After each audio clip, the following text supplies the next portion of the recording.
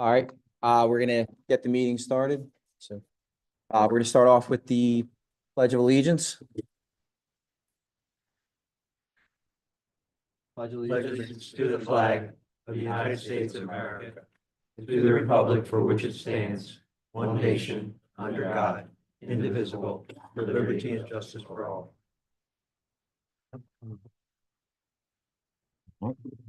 Start off with the roll call Certainly could do that. Mr. Besquell, here. Mr. Burzes, Here. Mr. Silk, Here.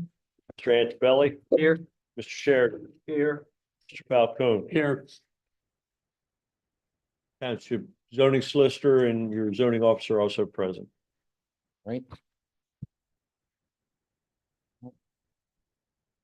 We're actually ready to get started. Our first application up tonight is application Z 2024-32.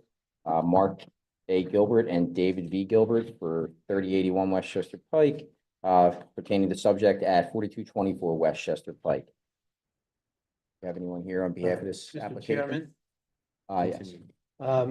we Oh my God, received, sorry. I did realize that's continued. right, Sorry. we did receive a letter from applicant's attorney, Yep. Dennis Dunn, indicating that they are working on their application and discussing it with the township. And they have requested that the matter be continued to the October meeting. Got it. All right, we need to make a motion to approve that being Yes, and continued. I would add that the letter be marked part of the evidence. All right, that's admitted, and I make a motion to approve the continuance of this meeting to October 16th. Is there a second? Second.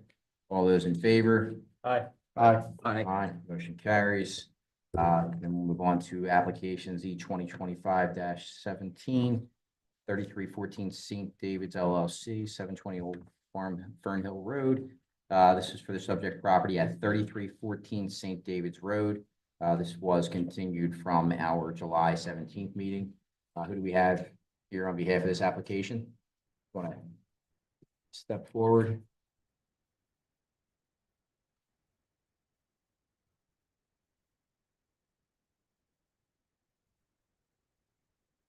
And I assume, I mean, the file's already in order since this is continued, so we don't have to do any additional. All right, and they don't have to be sworn in again. They were sworn in last time, so Okay.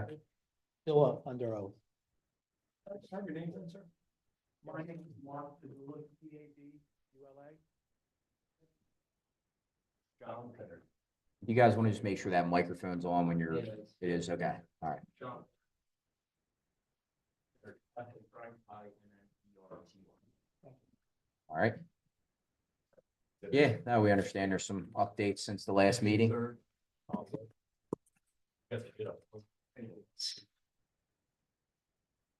Yeah, one?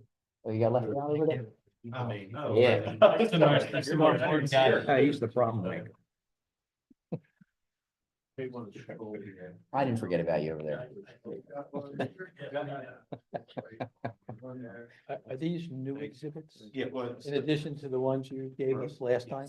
Okay. I just resorted them and there's additional ones and there's some Okay. some were eliminated. From there.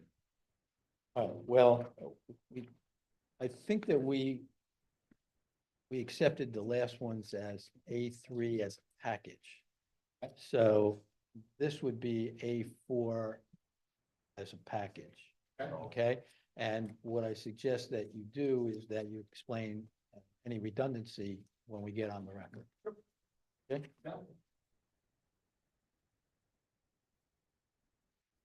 All right. Floor is yours, just take us through. Is there a?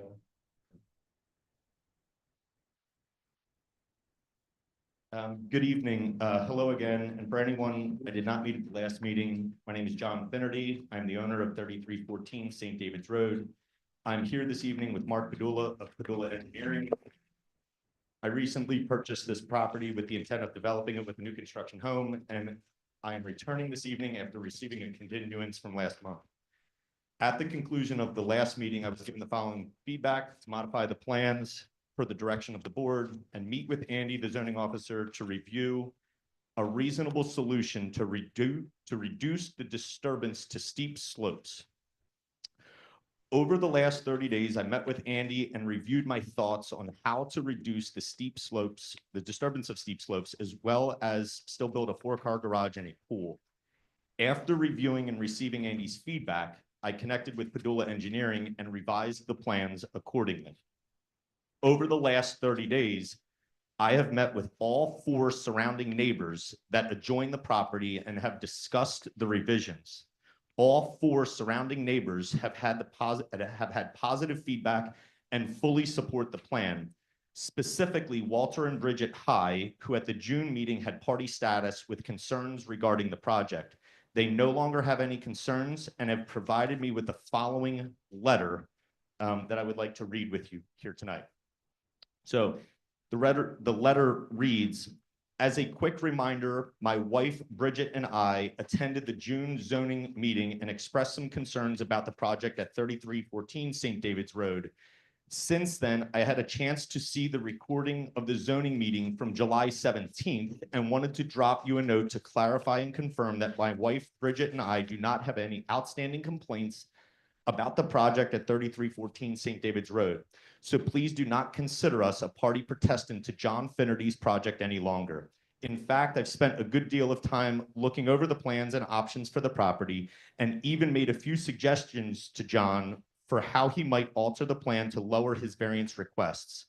I also met with him on Tuesday, July 22nd to discuss his latest ideas and have no opposition to them. Having seen his latest iteration of the plan dated 8/13/25, we believe it is a reasonable solution and are good with the plans as it stands. If you could please share our comments with the rest of the zoning committee so that there are no outstanding questions about our approval of the current plan, I'd appreciate it. Thank you for all your help over the past couple months. This experience has given us a newfound respect for the work you and your team do at the township. All the best, Walter and Bridget High. So there's that letter there. And then I have the 3 other letters from the other neighbors as shown in Exhibit 7. Would you like me to read them or just enter them into the record? No, we can just enter them into the record. Okay, thank you. At the initial June meeting, we were requesting 7 variances and 2 special exceptions. Since then, we have revised the plan to reduce this down to 3 variances and 1 special exception. I will now review the variances and special exceptions still required to make this plan work. The first variance is to permit an aggregate side yard setback less than 85 foot and a side yard setback less than 40 foot. The original dwelling on this property is 85 foot wide and outside of the side yard setbacks on both sides as shown on the left side of Exhibit 1. In talking with Andy, I proposed eliminating the separate 1,000 square foot detached garage to help reduce the steep slope disturbance and impervious coverage with still the intent to build a 4-car garage. We proposed creating a 3-car side-loaded garage and a 1-car front entry garage attached to the principal dwelling as shown on the right side of Exhibit 1. Exhibit 2 shows photos of this 1-car front entry garage and how it would be built. This proposed plan would be the same width house as the current dwelling to be demolished, however, would be outside of the restriction line on one side instead of outside on both sides. Andy and I discussed the configurations of the garages. By making this revision, 4 variances were eliminated. Disturbance into steep slope was reduced, impervious coverage was reduced, and the structure was further away from the side property line. To summarize, we plan to demo an 85-foot wide home and rebuild an 85-foot wide home. I specifically reviewed this with the neighbor adjoining the side property, and he is in full support of this latest design as shown through his letter in Exhibit 7. The next variance is to permit a maximum permissible disturbed area of steep slopes to exceed 15%. At the initial meeting, our disturbed steep slopes were 77.8%. These were reduced by over 20% following conversations with Andy. To construct this new home, we are required by PennDOT to regrade the front portion of the driveway for clear sight distance. We are required to have the garage on the right side of the house because of the stormwater management facility that needs to be located on the left side as you're facing the house due to perk test results. And lastly, the septic field needs to be located in the rear portion of the property as shown on the plan. Exhibit 4 shows a mirror image of how the driveway would be laid out. Again, to reduce the amount of steep slope disturbance, we have eliminated the separate 1,000 square foot detached garage, reduced the patio and pool size, reduced the driveway size, and reduced the size of the front porch. All of these are reflected in the latest Padula engineered plan and shown in the exhibits. The third and last variance is to permit a fence closer to the street than the frontmost portion of the dwelling unit. Since the property is situated on St. David's Road, we are requesting a special exception to place a fence along the front of the property to ensure safety of occupants and visitors. Exhibit 5 is an example of a similar fence, as well as 2 stone pillars that we are proposing on this plan. Also shown on the engineered plan are 2 optional gates to help address any potential safety concerns for future prospective buyers. Lastly, to reiterate from last month's meeting, we discussed street trees to be placed on the backside of the proposed fence. The Little Gem Southern Magnolia is shown in Exhibit 6. Lastly, one special exception is still required, which is to permit safety and privacy screen fence along the front of the property parallel to St. David's Road. These are the same reasons as the variance for the fence. In conclusion, I've worked with the zoning hearing board and zoning officer for the past 3 months and have modified the plan to where it exists now. We believe we have modified the plans to address your comments and concerns, reduced the number of variances and special exceptions, and request that you grant the remaining variances and special exception in order to keep the project moving forward.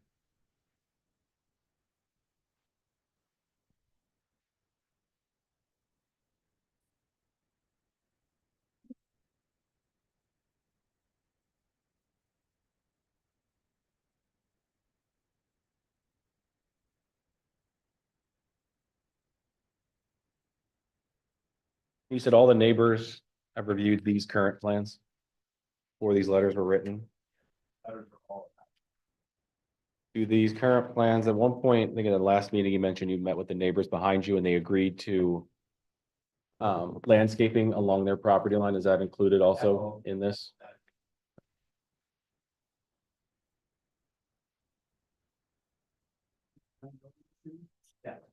Are they gonna be down by the street? Are they gonna have any visual coming out of that street? Because as you had mentioned, it's difficult coming out of that plot. They're going to be back behind the fence and outside of the clear site.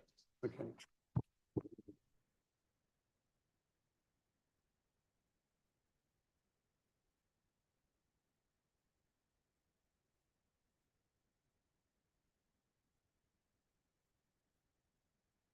You said you reduced the steep slope disturbance around or over 20%. What's the exact Is requested? 57.4%.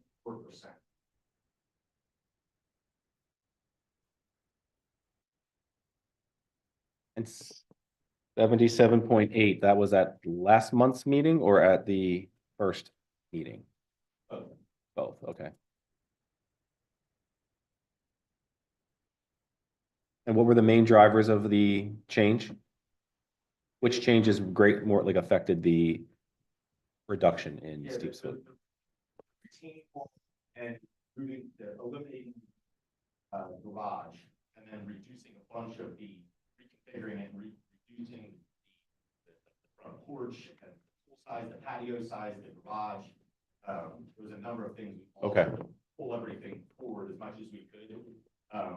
You know, and going through, you know, with the steep slopes, and you know, I kind of broke it out that there's 25% of that 57% is because of reconfiguring the driveway on the front, and then 26.8% was due to the septic field in the back. So it was only boiled down to 5.6% was the immediate backyard. And in talking with Andy, like, you have to still, no matter what, Right. raise the water around the house. So it's predominantly the configuration of the driveway, the septic. Got it. reduced the patio size from the last meeting, reduced the pool size, and you're saying the retaining wall would be necessary regardless of the pool or the patio, it's just fitting within. Yeah, the pool. What the would have to pool, be I there? talked with, Andy about this. Pool's really irrelevant. No Yep. matter what, I have to get the water going around the house. Whether there's a pool there or not a pool there, that's irrelevant. Yep. And we are less than the allowable, impervious coverage. We got under that to reduce that. Variance. Appreciate that. This is a question. You're now asking for a new variance with regard to the side yard, correct? Side yard setback. Yes, Because so we are could you, attaching- can you give me the dimensions, what nature of the request is? Yeah, it's 20 foot by 25 is, the attached garage that we were proposing was 28 by 35. So it was significantly bigger. I'm attaching a small, But what's the relief you're asking for on the side yard? it is 64.8 feet and 24.7 feet. It's just on the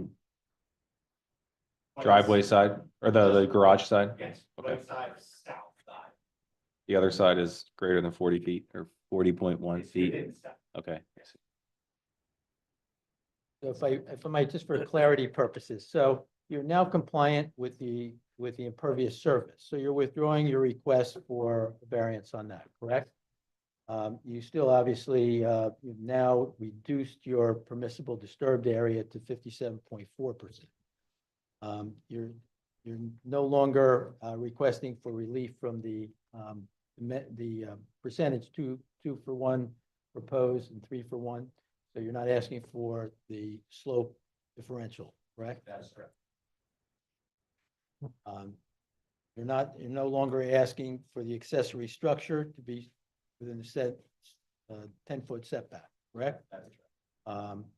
The other variance is for the fence and special exception for the fence. Yes. Is that Yes, now accurate? That is correct. There was also one that was not written the last time that we had talked about was the variance would be needed, for building an office above. Excuse me. I'm sorry, a variance was needed for an office above the garage. We wouldn't need that. We also wouldn't need a variance for the height restriction of the garage. We wouldn't need a variance for the square foot of the garage. We initially came in with 1,008 square foot garage. So that's where these 4 variances were all eliminated by this revision to build something significantly smaller. However, it's attached to the principal dwelling. And just for the record, last time on July 21st, you had exhibits A1 through A10. Now you're got a second set of exhibits that are also designated. And let's call them B1 through.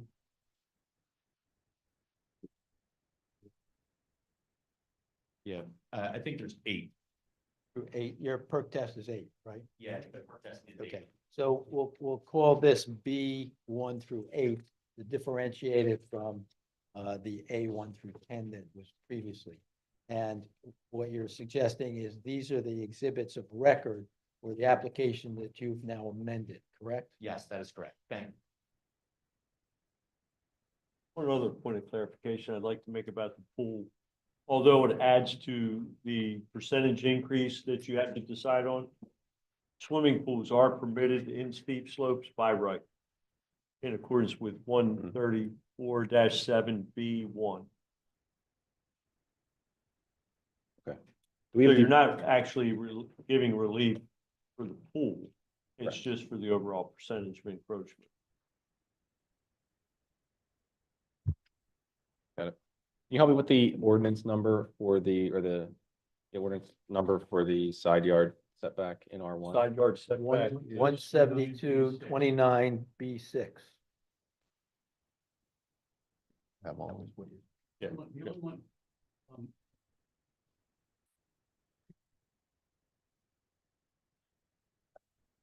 The one is a variance and one is a special exception. Both.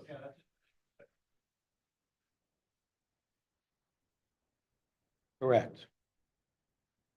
Special exception is the 172-104E. Correct. Correct.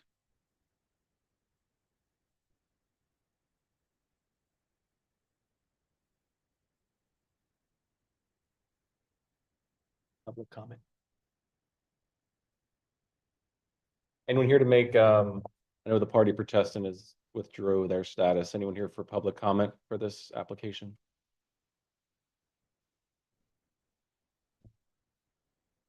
Anyone have a motion? I move that we, grant, grant the, for 134-8A, which is each slope is 7.4. Also a variance for 172-104A, variance for fence. Special exception for 104E. Also a variance for 172-29B6 for the side yard, not to exceed 64.8 aggregate, and the one side at 24.7. Numbers. Also, excuse me, can you turn your mic on? Oh, yeah, sorry. I'll start over. Do it again? Okay. And he's conformed to, any stormwater management system that you need, as well as any potential, concessions you made with the neighbors for trees and plants. And you conform to whatever drawings you presented to the board. And I But would then there's also also a- suggest conditional use is required for the applicant And to. any conditional use is required. And I move forward with Andy Oldham. That's the next. Yeah, step. that's next step. That's in front of the supervisor. And I believe it's only, is it only me, Charles and Mike were the ones present initially Yes. for this application, right? So it's just the three of us voting tonight on that. Is there a second on the motion? Second. All in favor? Aye. Any opposed? All right, motion carries 3-0. Thank you. Thank you. You're excused. Stick around. Thank you. Thank you, guys. Appreciate it. We're working on this.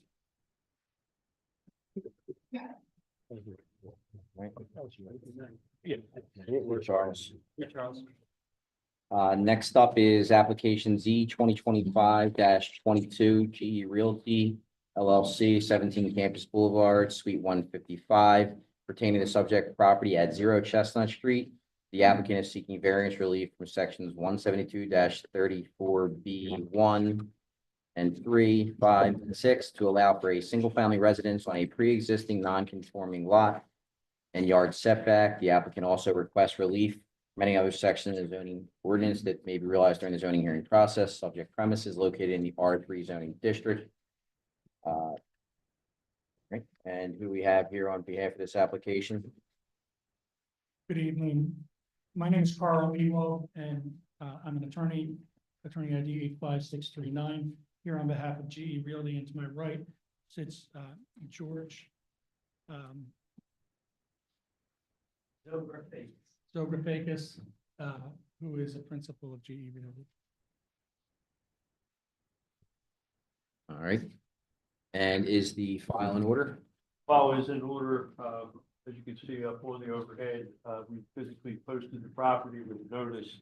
We prepared mailings and delivered them, Keep going. to all property owners Just for within the next 200 feet of the property boundary.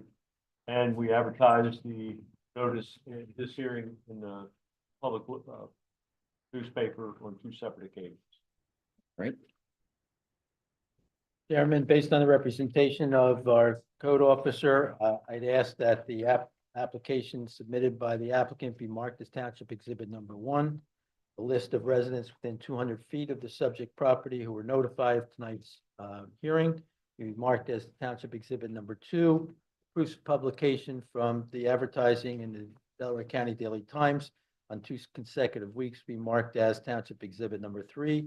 And the picture that's noted of the posting of the property, notifying everyone of tonight's hearing be marked as Township Exhibit Number 4. All right, they are admitted. And do we have anyone here who wishes to be a party protestant on this application? Party protestant, you received one of the letters in the mail So I'll just have you come up to the podium, make sure the microphone's on, just state your name and address so we can get you on the record.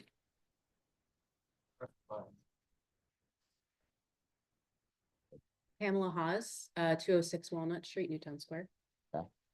And if you want, you can take a seat over here. So you'll have the ability to ask questions based on the testimony that's given. Is there anybody else that's a party protestant?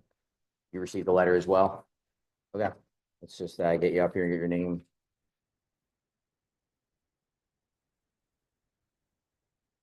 Chris Haas, same address, 206 Walnut Street.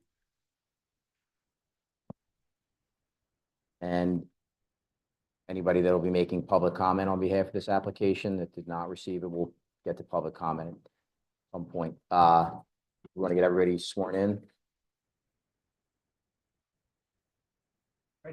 Tom, swear affirm something about the. Raise your right hand, please. Tom, swear affirm something about the given. What's true? Your name.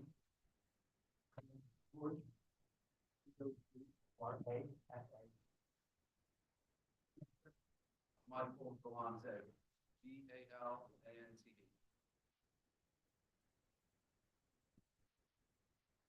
All right.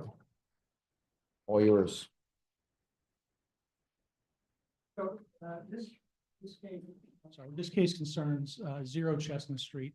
It's a, 40 by 120 lot, on Chestnut Street. It's a pre-existing lot, which cannot be developed without variances. GE Realty is the owner of the lot. They came into ownership, a few years ago, but the, lot itself was subdivided in 1924. In the 1959 ordinance rendered it non-conforming, but it's always been held as a separate parcel from the abutting properties. It receives separate tax bills. It's separate on the county tax map. It's separated on the deed itself. And in fact, when 208 Chestnut, the abutting property, was constructed, it was constructed to constrain all of the buildings onto that abutting neighboring lot. There's a house and there's a garage, and clearly the way it's designed, it was intended to keep the lots separate. It's a smaller house than would otherwise be possible if they had wanted to build on multiple lots. In fact, originally, if you look at the deed, this was 6 lots, and when they recorded the deed, they consolidated it into 3 lots, which clearly shows that at the time of the development or at the time of the purchase, they could have, if they intended to consolidate the lots, they could have done it then because they went from 6 to 3, but they clearly wanted to keep it at 3. As far as the variance goes, it's hard to dispute that this lot at 40 by 120 could be developed without a variance. It in fact requires 6 variances. Those variances are listed on the plan, and the first one is just for the size of the lot. There's actually 2 that are based on the size of the lot, one for lot area and one for contiguous lot area. The lot area is 5,000 square feet, as is the contiguous lot area. In the district, you're required currently to have 12,000 square feet of lot area and 6,000 square feet of contiguous lot area. The next one is from the width of the lot. The width of the lot is 40 feet, and in the district, you're required to have 80 feet. Then the side yards combine to create 2 required variances. Those variances are from the 35-foot total and the 15-foot on each side requirements. In the event that you wanted to comply with the side yard setbacks on this property, you'd end up with a 5-foot wide property, or a 5-foot wide structure. So the final one is from the front yard setback, and actually the applicant's a little bit flexible on this one. The actual ordinance requires a 45-foot yard setback. We're asking for a 30.92 foot setback. The 45. 30.92. you know, and when we looked at the construction of this property, looked at the neighborhood, this would make the front of the property match its abutting neighbors and many of the neighbors in the neighborhood. So the applicant is asking for that variance in order to make it more cohesive and fit in very similarly to the other properties in the neighborhood. And, you know, so those are the variances that we're requesting. Ultimately, I have Mr. Zobrafakis here. And I also have Mike Galante, who's the engineer who designed it. All of these are dimensional variances subject to the relaxed Hertzberg-Stanberg. And so at the end of the testimony, we'll ask that you approve. The variances. If you're ready, I'll call Mr. Zobrafakis. Yeah. Okay.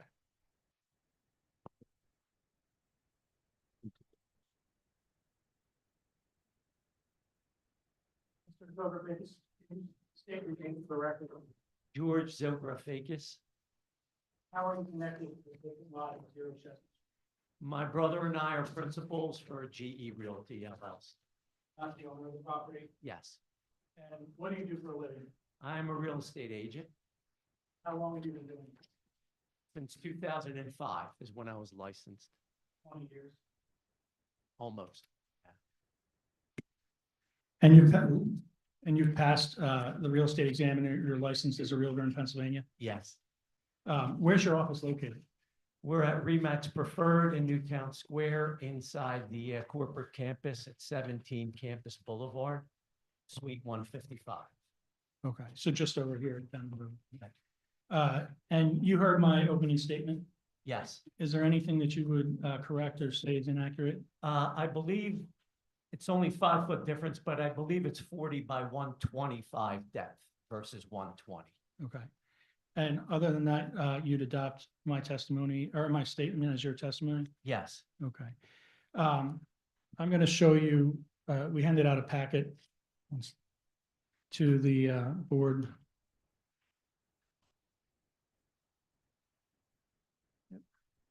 I'm going to show you what's number 2 in the packet. And just ask you to identify what that document is. this is the deed to the lot. To 0 Chestnut Street. Yes. And I want to call your attention to the first paragraph of the deed description. How many lots does it say are in that deed? It says all those 6 certain lots. Okay.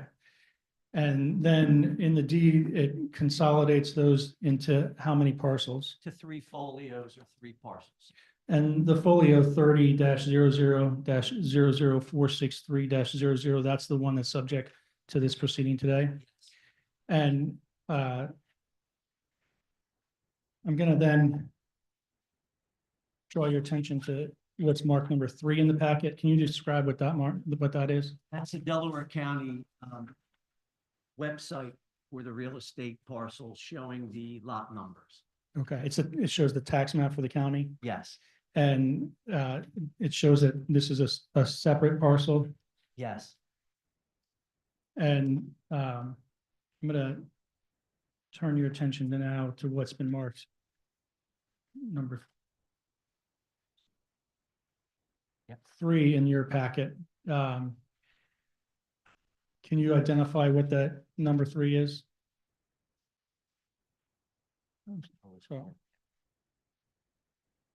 I'm sorry, it's 4. Number 4 in your packet. Number 4 is the township bill.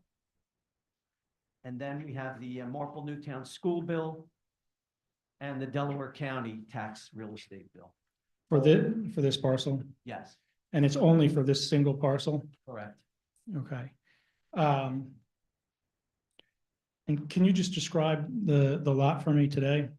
The lot is vacant. It's mostly grass and it has occasional parking for 1 car on the, there's a small cutout that's been there, blacktop. And you're proposing to develop that lot? Yes, And what use are you proposing to use on that lot? single residential home. And is it possible to build a single-family home on this lot without variances? No, it would be impossible. Why can't you build one there? Well, if we took the setbacks into consideration, it would allow us with a very, very narrow home, 10 feet or less. And, Wide. and the lot as it was created in 1924, does it meet today's minimum sizes? No, And you had nothing to do with that, right? no. Now, what was the condition of the property when you obtained it? We purchased the house in 22, excuse me, the parcels in 2022. And the house had a lot of deferred maintenance. It had walls missing, ceilings missing. It had some type of water intrusion in the basement because there was some level of a flood cut all around. The studs were showing, and the exterior wall. So it was not really livable the way it was. And the photos that are at tab 6, do they accurately represent the way the property looked Yes. when you purchased it? And then as you go through, does it show the work that you did to rehab and renovate that property? Yes. The first several pictures are just some photos of what some of the worst parts of the home, and then the following pictures are after the total remodel and the construction that was done on the interior of the home.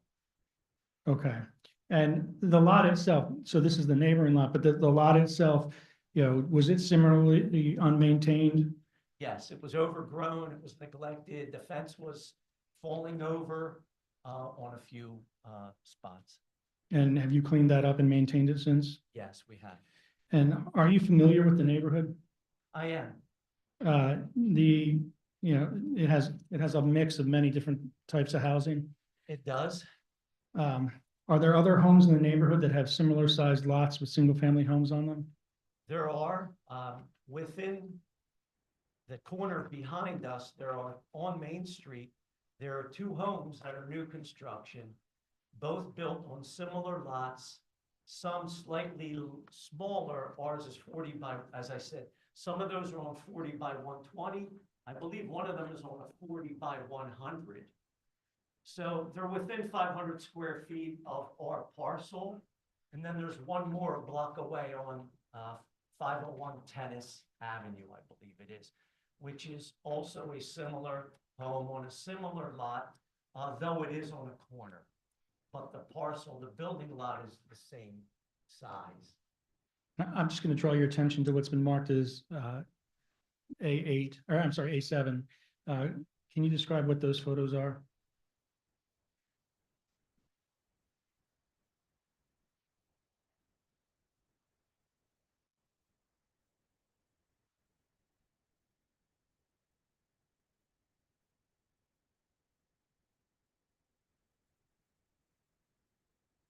So do these pictures show similar homes in the neighborhood with the similar sized lots? They do on Main Street. This is showing some. There's one on 107 Chestnut, 205 Hickory,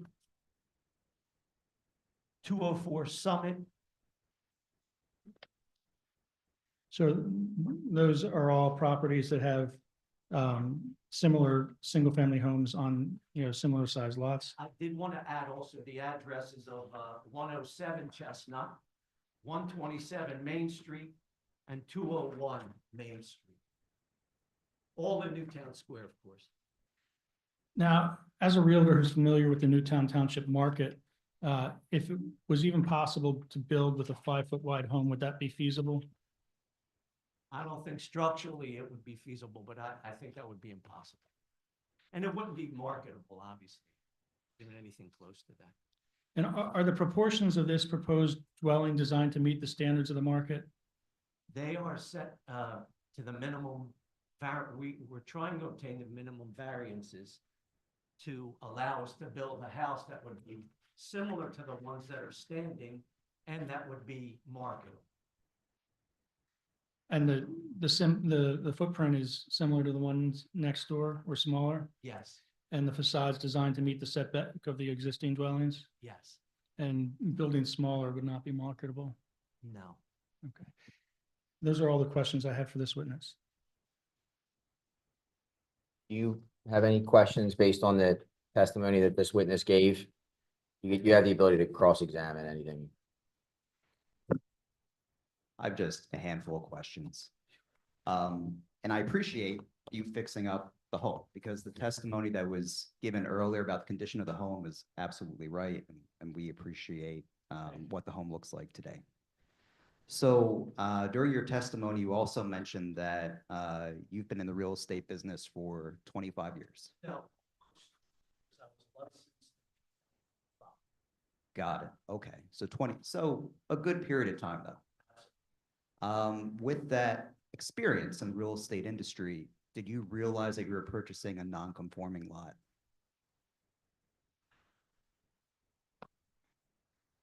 Time, we were honed in more on the home and not the lot.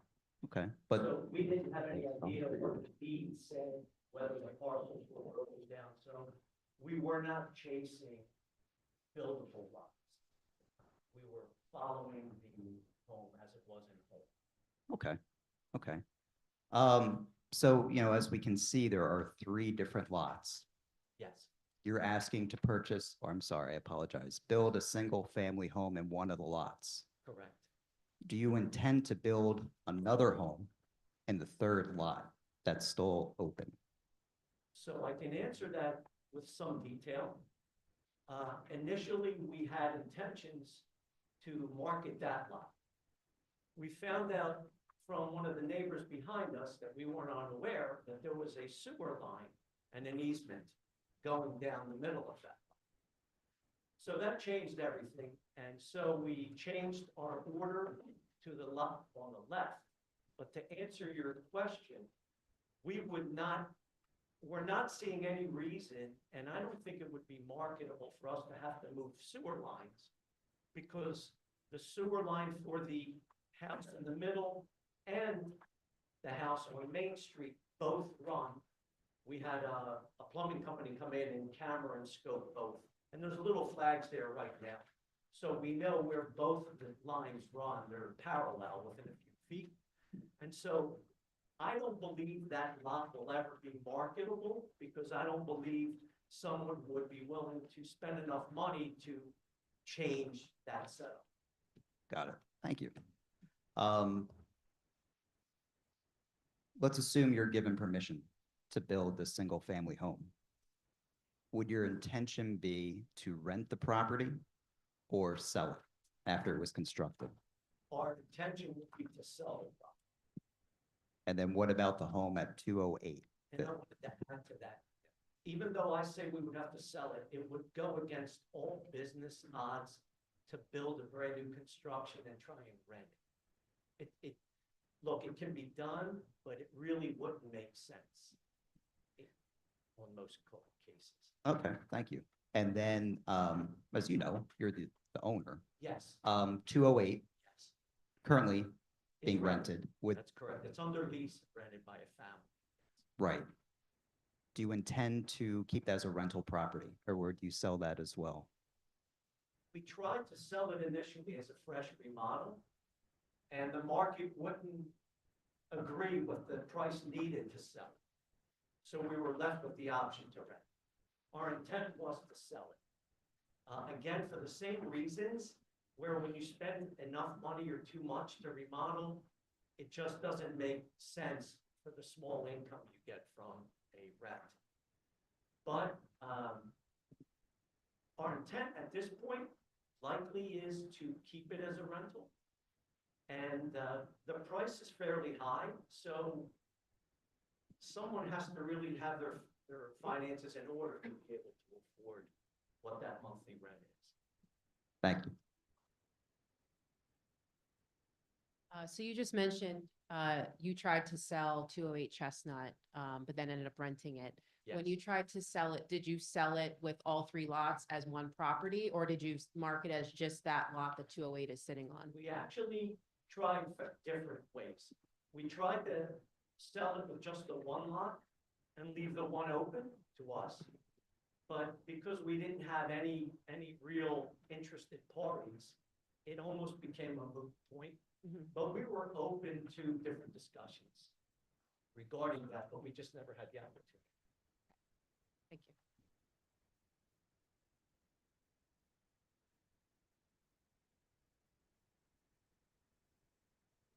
We'll come back to that.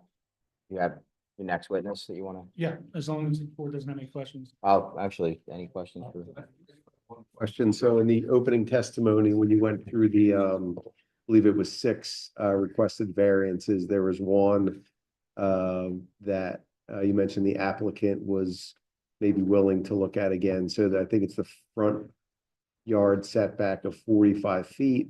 That's required. I think currently your plan was to do 30.92. Is there not room to push the house back and have the rear yard setback? I get it, you're trying to keep it in line with the rest of the community, but if you're able to push the home back in that lot a little bit, that's one less variance that you would be seeking. I'm just curious if you've considered that.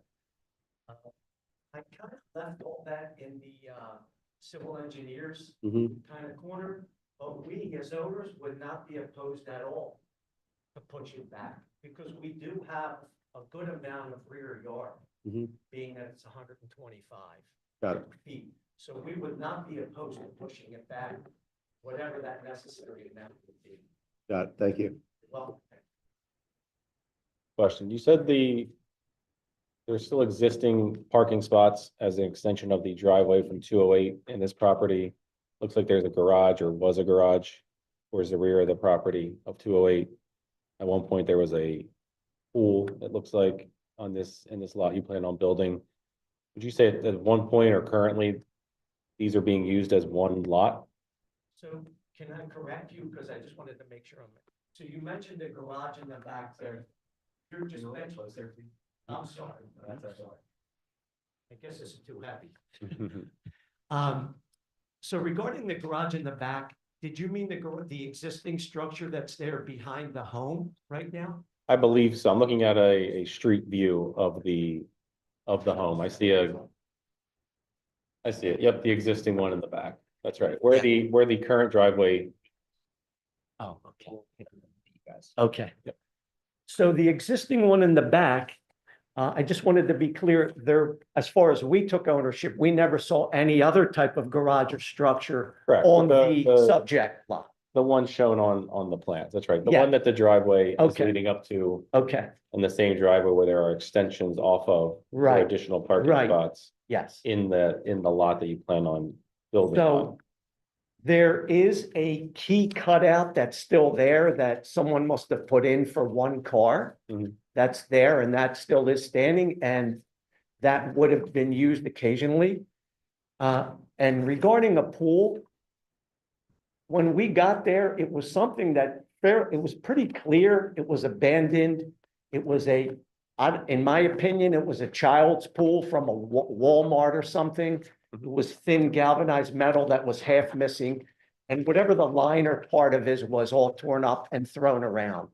So once all that was removed, all you would see is the circle where it sat and some sand underneath. Mhm. There was no structures. There was nothing in the ground supporting any type of, you know, I get it. yeah, But the extra parking spot, the pool, yeah. you could look at that and at one point it was being used as part of 208. The residents of 208 were using this as a single property. Of course, in my opinion, because of the conflict of interest, I would not say that key cutout. I'm neglecting the pool because I feel that was nothing more than something kids jump on, a trampoline Sure. or throw together. But the key cutout, I don't see that as 50 square feet condemns a whole vacant grass area for the purpose of, that's just my opinion. It's not a professional opinion. Of course, I'm not an engineer. But Okay. The pictures you show of the 208, I guess it's the basement or some structure. It Yeah, looks like there was yeah. flooding. You said there was flooding. Do you Yeah. know the source of that flooding? And the reason I ask is a lot of concerns in this area are with stormwater management and Right. flooding. You said you may have renovated that. Yes. What are your plans or remedies for now both lots? Where adding a structure to the adjacent lot would inevitably cause potential issues for a lot that is already has clear evidence of flooding. Well, it did have clear evidence, but again, I'm a real estate agent, so we're taught to go a different way. We call it water intrusion. Okay. But I think it was, again, in my opinion, neglect. You know, there was a lot of things in that home. There was the kitchen, the whole ceiling was taken out because I'm gonna presume it was bathrooms leaking for ongoing times. That lower level, we have a sump pump in there, but the family that's been there has probably been there 2+ years, and we've never had any water intrusion. So I want to believe because of the lack of maintenance, no downspouts, you know, things hanging off, that water went in places that it probably shouldn't have. Okay. Is the family living there now, Yes. using the parking spot and using that lot? Well, they don't use that key cutout. They always drive down because by human nature, it's closer to the side door and to get in I and see. out. So I only see the one car they park there. Thank you. And last question, I promise. The question about renting versus selling, I assume if this house you're building does not sell for the price point you want it to sell for, you would then resort to renting it. Well, probably not. I would resort to lowering the price because most of that money will be borrowed. So I may not have the luxury of just winging it and, you know, putting someone in it for half my debt service and it's just to do it. So highly unlikely. Okay. Would be a bad business decision. Thank you. So you had a question? More of an observation, but I realize just by the nature of this proceeding, which I'm novel to, that I can bring it up later about something that was mentioned. Yeah, also. Yeah, could I ask some questions about the side yard setback? Sure. On the 5-foot side that you're proposing, you show on your plan, Exhibit 7, that you're proposing 5 feet. On the neighboring house, it's 12 feet, 1 inch. So it's going to be 17 feet, 1 inch.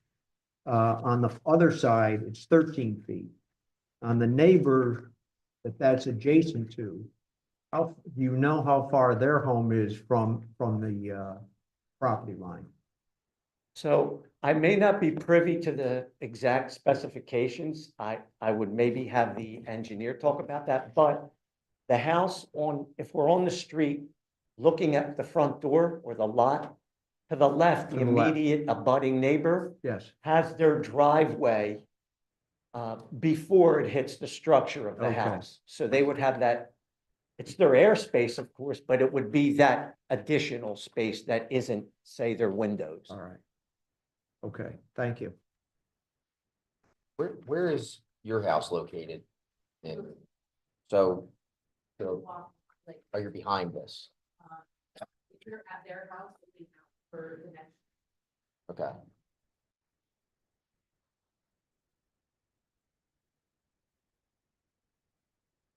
Did the current resident at 208 Chestnut have anything to offer regarding this development? Well, they're meeting the tenants. Yeah. They haven't called or inquired or anything. Today I went by just to refresh my memory with everything. And the tenant came out just to say hello, to see if anything was of concern. And she basically told me that she has seen people come, walk by, read the sign. Some took photos and, you know, discussed what's going on. But that was really the extent of what she was, her concerns were.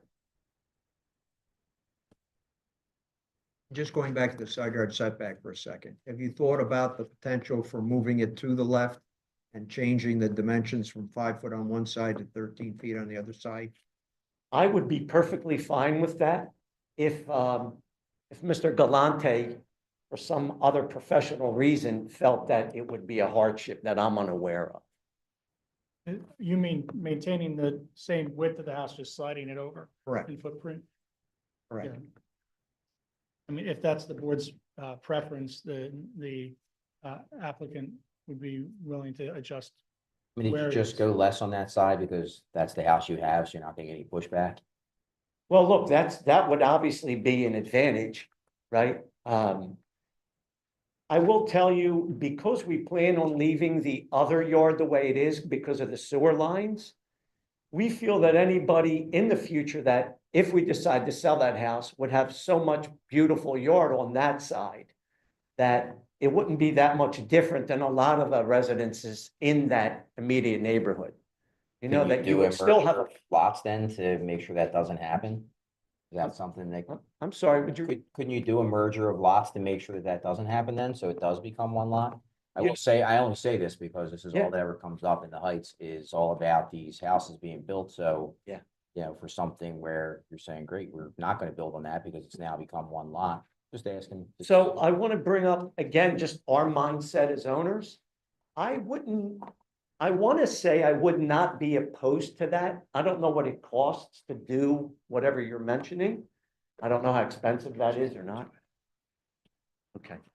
So we're not opposed to that. We would do that as a condition to an I don't even know approval. if we can answer that. I'm just saying it Right, because, no, again, trying to help out the residents of the Heights that. Sure, this sure. has- So the one point as a real estate agent I want to bring up is just because of my experience, not my expertise, but my experience, is that because when we do eventually sell 208 Chestnut, the price that some of these houses are demanding would warrant someone to have that side lot as part of their grounds. So they can put up a small fence for their pets, or they can maybe, you know, have a yard that their kids can play on. So we take that into consideration, it would just improve the whole picture of 208 Chestnut, the home with that lot on the side. And leave it the way it is instead of, you know, trying to get another house up there, just. Do you think it's fair then that this home you want to build would not have a yard, would have a very small yard? So I will say, using the word fair is really subjective. And as an agent, again, I can only say there's a lot of things I see and deal with that people make decisions on that I don't understand or agree with. But the trend seems to be that there's a lot of people that really want to minimize their yards. They want to maximize the square footage of their home. They want to be able to not have maintenance. They really don't need much as far as a yard. So we believe, because it's one and there's several others in the immediate area that have all sold, that it probably shouldn't be difficult to do that. Did you not just say, though, that how marketable it would be to have a side yard and a large yard, and that people would want to put a fence up and have their pets? So it just Well, goes a little- Well, it's not. You're making that up, unfortunately, but I'm sorry. I can only disagree with you. It's two different animals. The house that at 208 Chestnut is a 1920 something, 1930 floor plan. It limits all the bells and whistles that someone can build with a brand new construction. Two totally different buyers. So the house at 208 with the yard has a front porch. It's a whole different look and feel to the home than brand new construction. That's going to have no walls inside and, you know, be open floor concept and so on and so forth. Okay, So thank you. I'm sorry. Any other questions for? I'm gonna I say just have a Mr. couple Z. follow-ups. Yeah, So I'm gonna show you a photograph. Yeah. Is that an accurate portrayal of what the pool's materials were made of when you were when you were taking it? Very accurate part. picture because I took it. Yeah.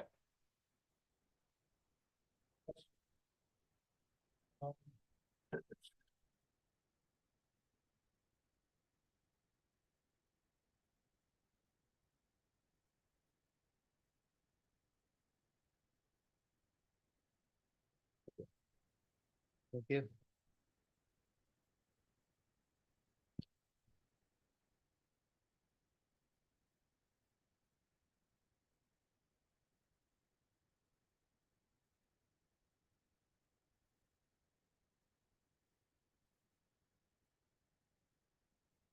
So, it was of a temporary nature, you know, it could be taken apart and put back together and, moved from place to place. It was a very inexpensive pool that some was set up for family member to put together and for the children to probably enjoy, the summer. Okay, and, you had, stated to the board that in the event that, the board were to approve the variances for this, you'd be willing to agree that a condition of that would be to, recognize that the lot on the other side would be merged with 208. I would. Okay, that's all I have. All right. You want to call your next witness now? Oh, Thank you. I'm sorry, hold on. Mr. Redford. Oh, Are I'm you- sorry. Are you going to be able to accommodate 2 off-street parking spaces with the width and the length of that driveway? If you don't mind, I'd rather have that, defer that to the engineer, but I believe so. I believe we're proposing a 1-car garage and then 1 or 2 spots in the front. Okay.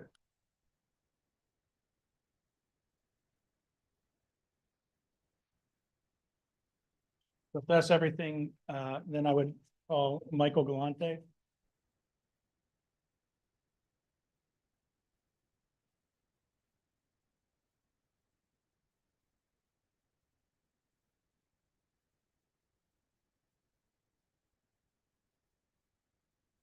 Okay, you've been sworn. Can you state, what your name is Michael Galante. and how are you connected with the vacant lot at 0 Chestnut Street? I am the applicant's civil engineer. And what do you do for a living? I'm a civil engineer. How long have you been practicing as a civil engineer? Since 2009, so I'd say about 15 years.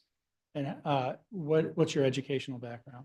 I received my bachelor's of science and my master's of science at Rutgers University.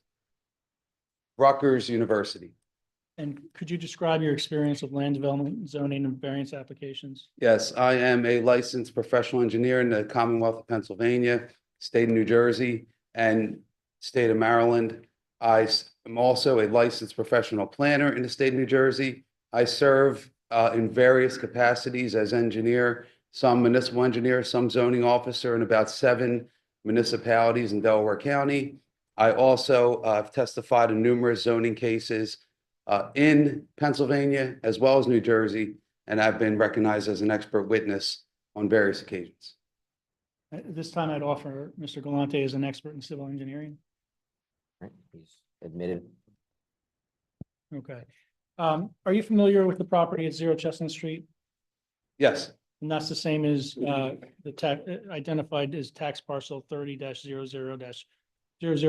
30-00-00463-00. yes, And have you personally visited and examined that property? yes. Did you prepare or review any surveys, site plans, or drawings related to this lot? Yes, And just gonna draw your attention to what's been marked as Exhibit 8. Is that, can you identify what that document is? that is a zoning site plan prepared by myself and my office. And you stated you have a lot of experience as a zoning officer and also as a municipal engineer. And have you had a chance to review the Newtown Township zoning ordinance? Yes, And is it possible to build a single-family dwelling on this property without variance relief? no, Can you just go through what variances are necessary to allow the development? the lot itself is an existing non-conforming lot. There's an area variance, lot frontage variance, or I would say an existing non-conformity.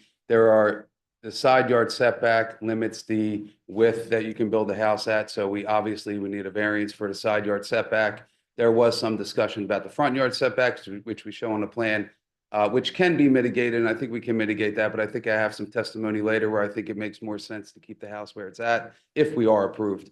And so, yes, that's that they're the variances that we need this evening. And are these use or dimensional variances? These are dimensional. And what about the use? Is the single-family dwelling use permitted by right in the district? Yes, Could you just describe the size, shape, and existing conditions for the lot?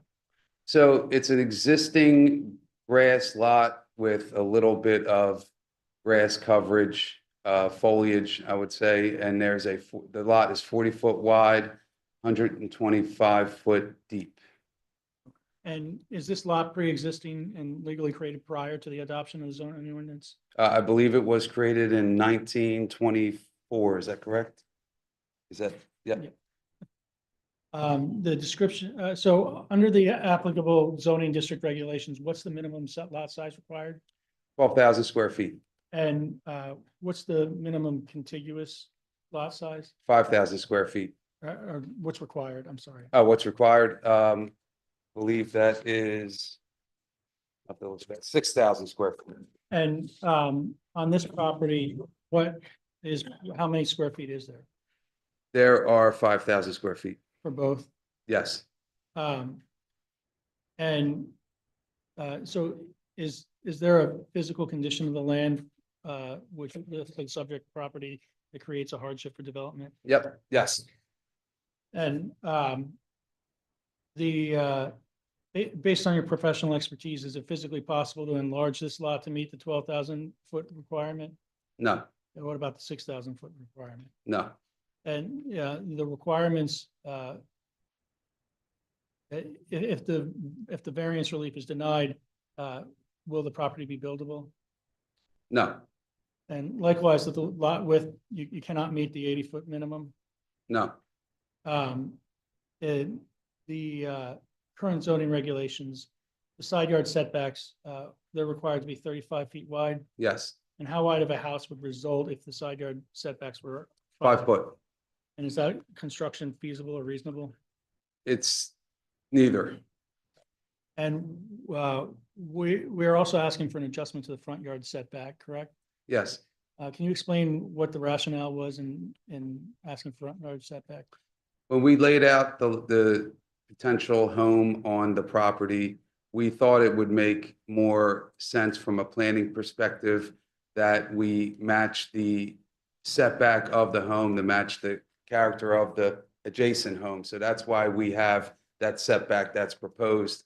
If we were to set it back further to the required setback in the zone, that would create more impervious coverage, but it would also have an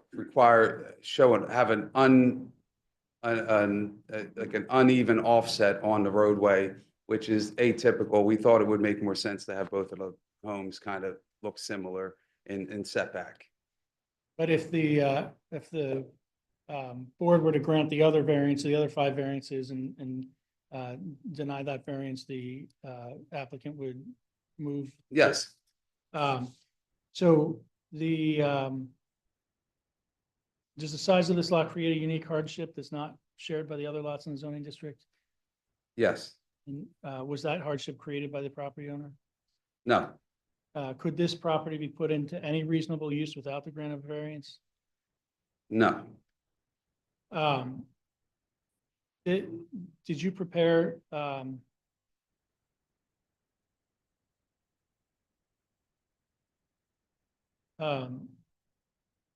so you prepared what's marked as 8, or applicant 8, which is it shows a 5,000 square foot, I'm sorry, the 5,000 square foot lot.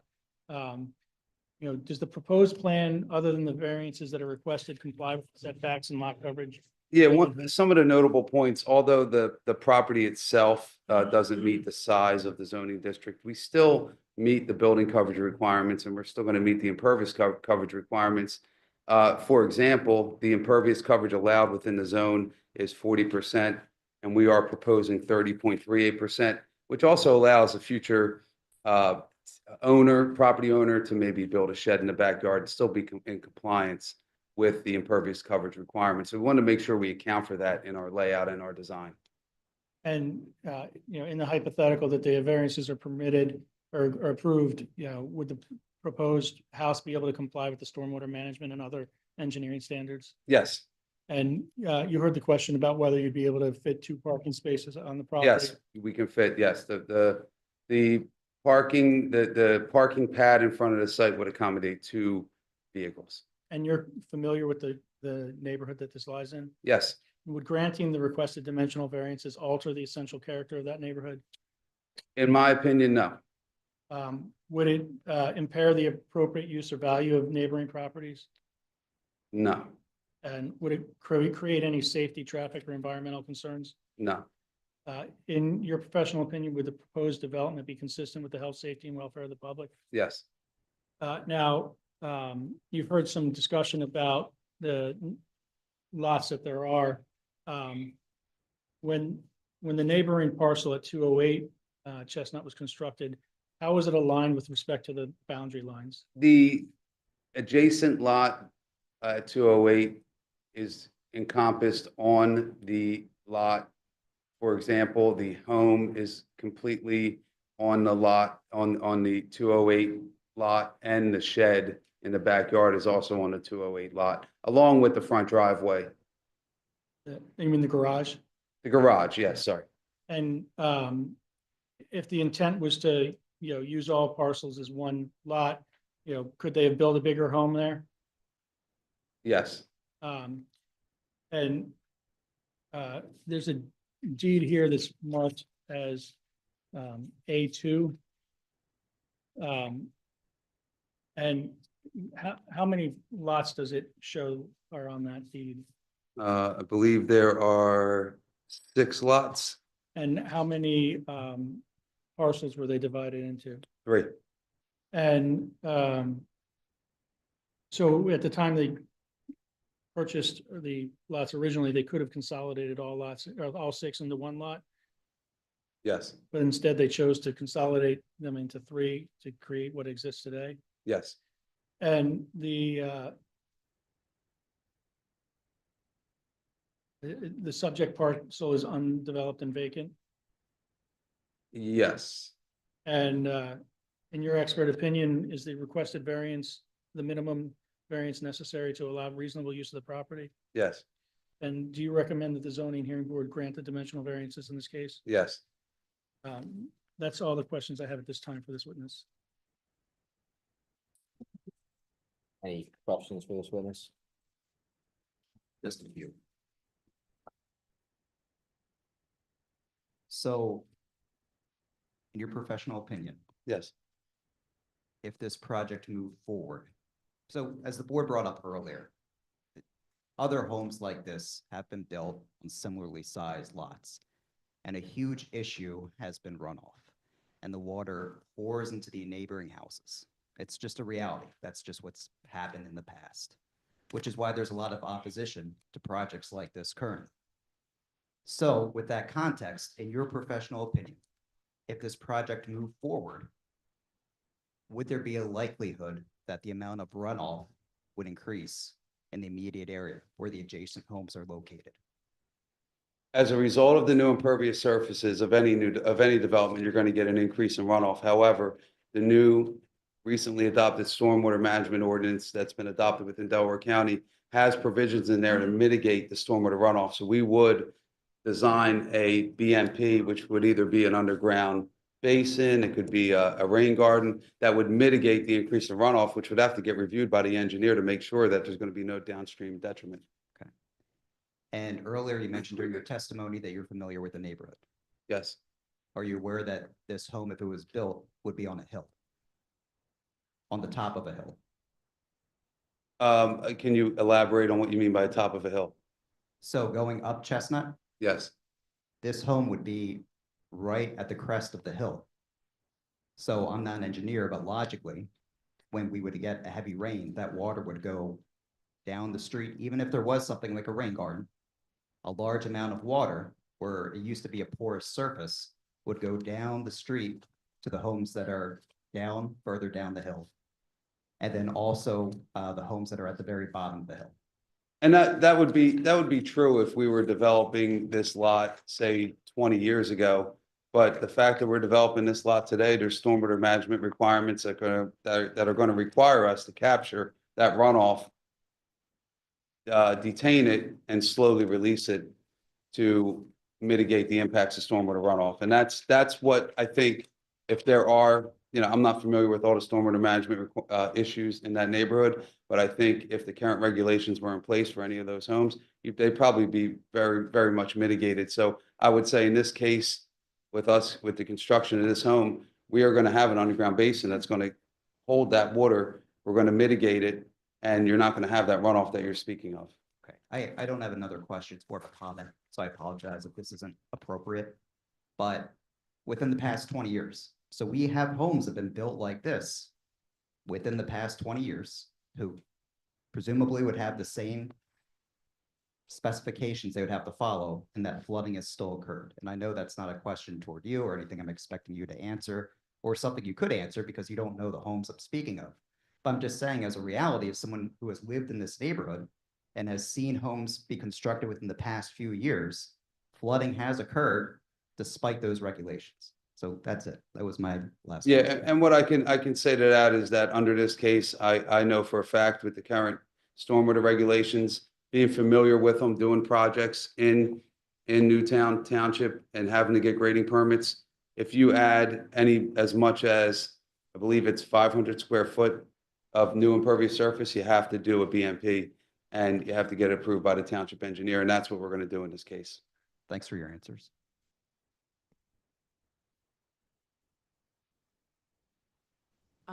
Can you tell me what the current width of the driveway is right now that 208 Walnuts, I'm sorry, 208 Chestnut's using? Yeah.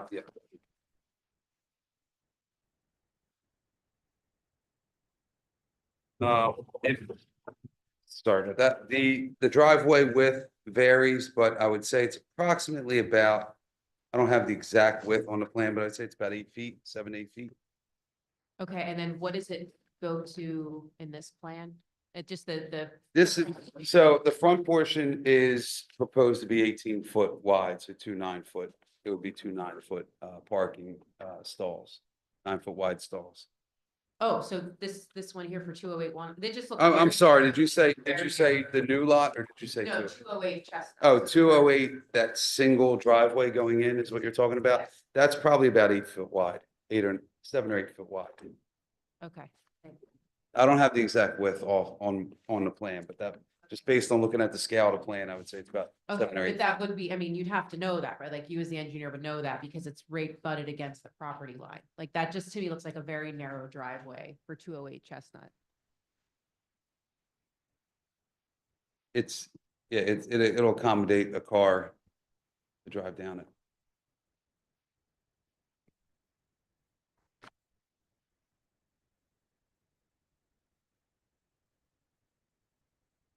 Is this plan showing two driveways in the front, or am I? There's a driveway at the 208 lot, and at the proposed lot, there's a parking pad in front of the house. Just in, not these two, I'm just want to make sure I'm not. Yeah, the driveway going into the new lot, it's just a parking pad to accommodate 2 cars in front of the house. So There's one driveway for each. one driveway for each house, each property. So, yeah, those two, No, they're in the middle. They're in the middle. Yes. oh. Okay. Got it. Okay. Anyone, any questions for this witness? I just have a question going back to the setback. 5-foot setback. Are you familiar with this area? Yes. Zoning code was adopted here.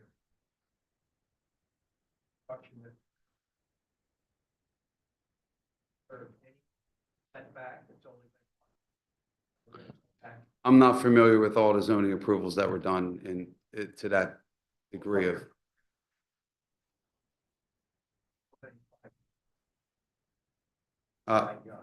Well, we have I could say for lot 208, there's a 2.8 foot setback. Yeah.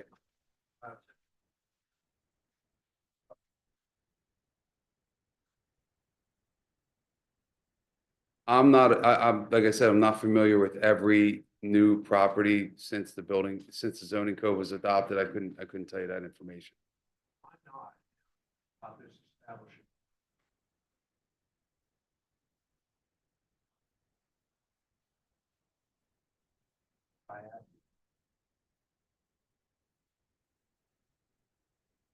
I wouldn't be aware of every property that was built in this area. Would you agree that it's a pretty aggressive side yard setback to ask for? I mean, 13 feet on one and 5 on the other. Given the nature of the lot itself, I think we were trying to limit kind of mimic the adjacent lot at 208. So if you look at the lot at 208, you have a 2.8 foot setback and then a 12.1 foot setback under this new lot under this existing lot.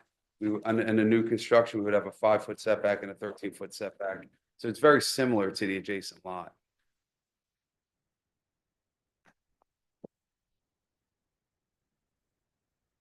The 2.8 is on a lot that's not developed. I mean, the 2.8 foot is on a lot that's not really developable, though, with the testimony we heard earlier. Yeah, I think the point being like finding a way to potentially change that too, right? I mean, I don't even know what the change would be here in the width of the house, but again, in my time on here, that is, I haven't seen anybody go for 5 feet that I can recall. And I'm not sure. Again, I feel like the aggressiveness of going 5 feet on that side is probably related to the fact that you're not going to get pushback from that neighbor right now. And I agree with Mr. Sheridan that it does create a precedence. That is a concern, but seeing what your thoughts were on that, I mean, Are you asking if we can mitigate that to be less of a lesser setback? I mean, then what? By making the 9 and home a little 9? bit more narrow and centering the home like you mentioned earlier? Yeah, I mean, I guess that would be something. I'm just pointing it out to, again, when we have these things come in here, what is the minimum relief that can be given here, right? And 5 feet is a big ask for that. Again, just pointing something out. I just wanted to see what your thoughts were on that. So the applicant would be willing to shift the footprint of the home over to have, an equal distance on each side instead of 5 foot on one and 13 on the other. Ultimately, it is a small footprint. It's only 880 square feet for the whole footprint of the. And I don't know, even, I mean, would the house be able to be 20 feet wide and be 10 and 10 on each side? Or, I mean, you have 18 right now, you have a 22-foot wide house, just wondering if that could be done. 22 outside becomes 20 on the inside. If you go to 20, I think it takes you down to 18 inside. And I guess. Oh, I understand what happens when 2 feet go away, you lose 2 feet. Yeah, but I wanted to prove that when we're using the numbers we're using, it's the exterior. I get that. Yeah. I'm just trying to find a way again to get to, saying, hey, we can make some concessions here and get to this, right? I mean, if we go from being at 13 and 5 to suddenly saying, hey, now we're at 10 and 10, that seems a little more fair.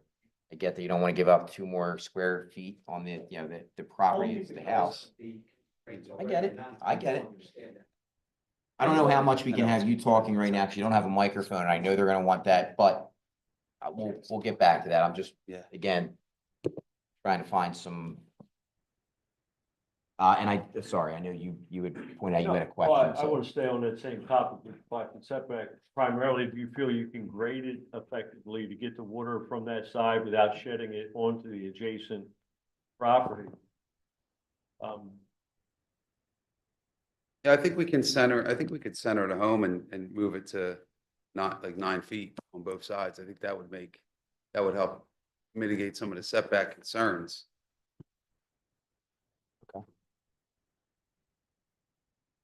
Any additional questions for this witness from anybody on the board? That was my main. Go Ed.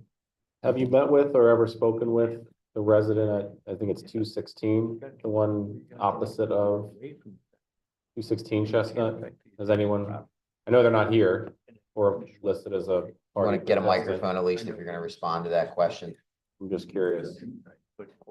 I don't know exactly which one is 216. Is That's it the directly one- across The from one us? we are now potentially shifting towards. The one to the left. Oh, property. Okay.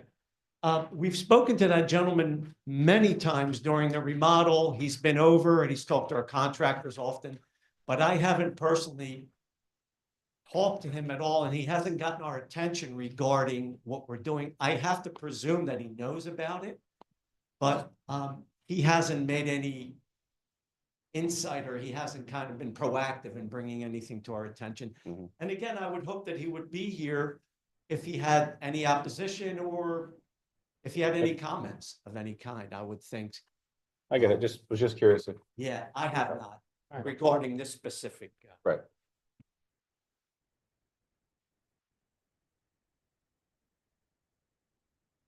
And I just have one more question. Yeah, I'm gonna refer you to what's applicants 9, the second page of it. It shows you the Pennsylvania swimming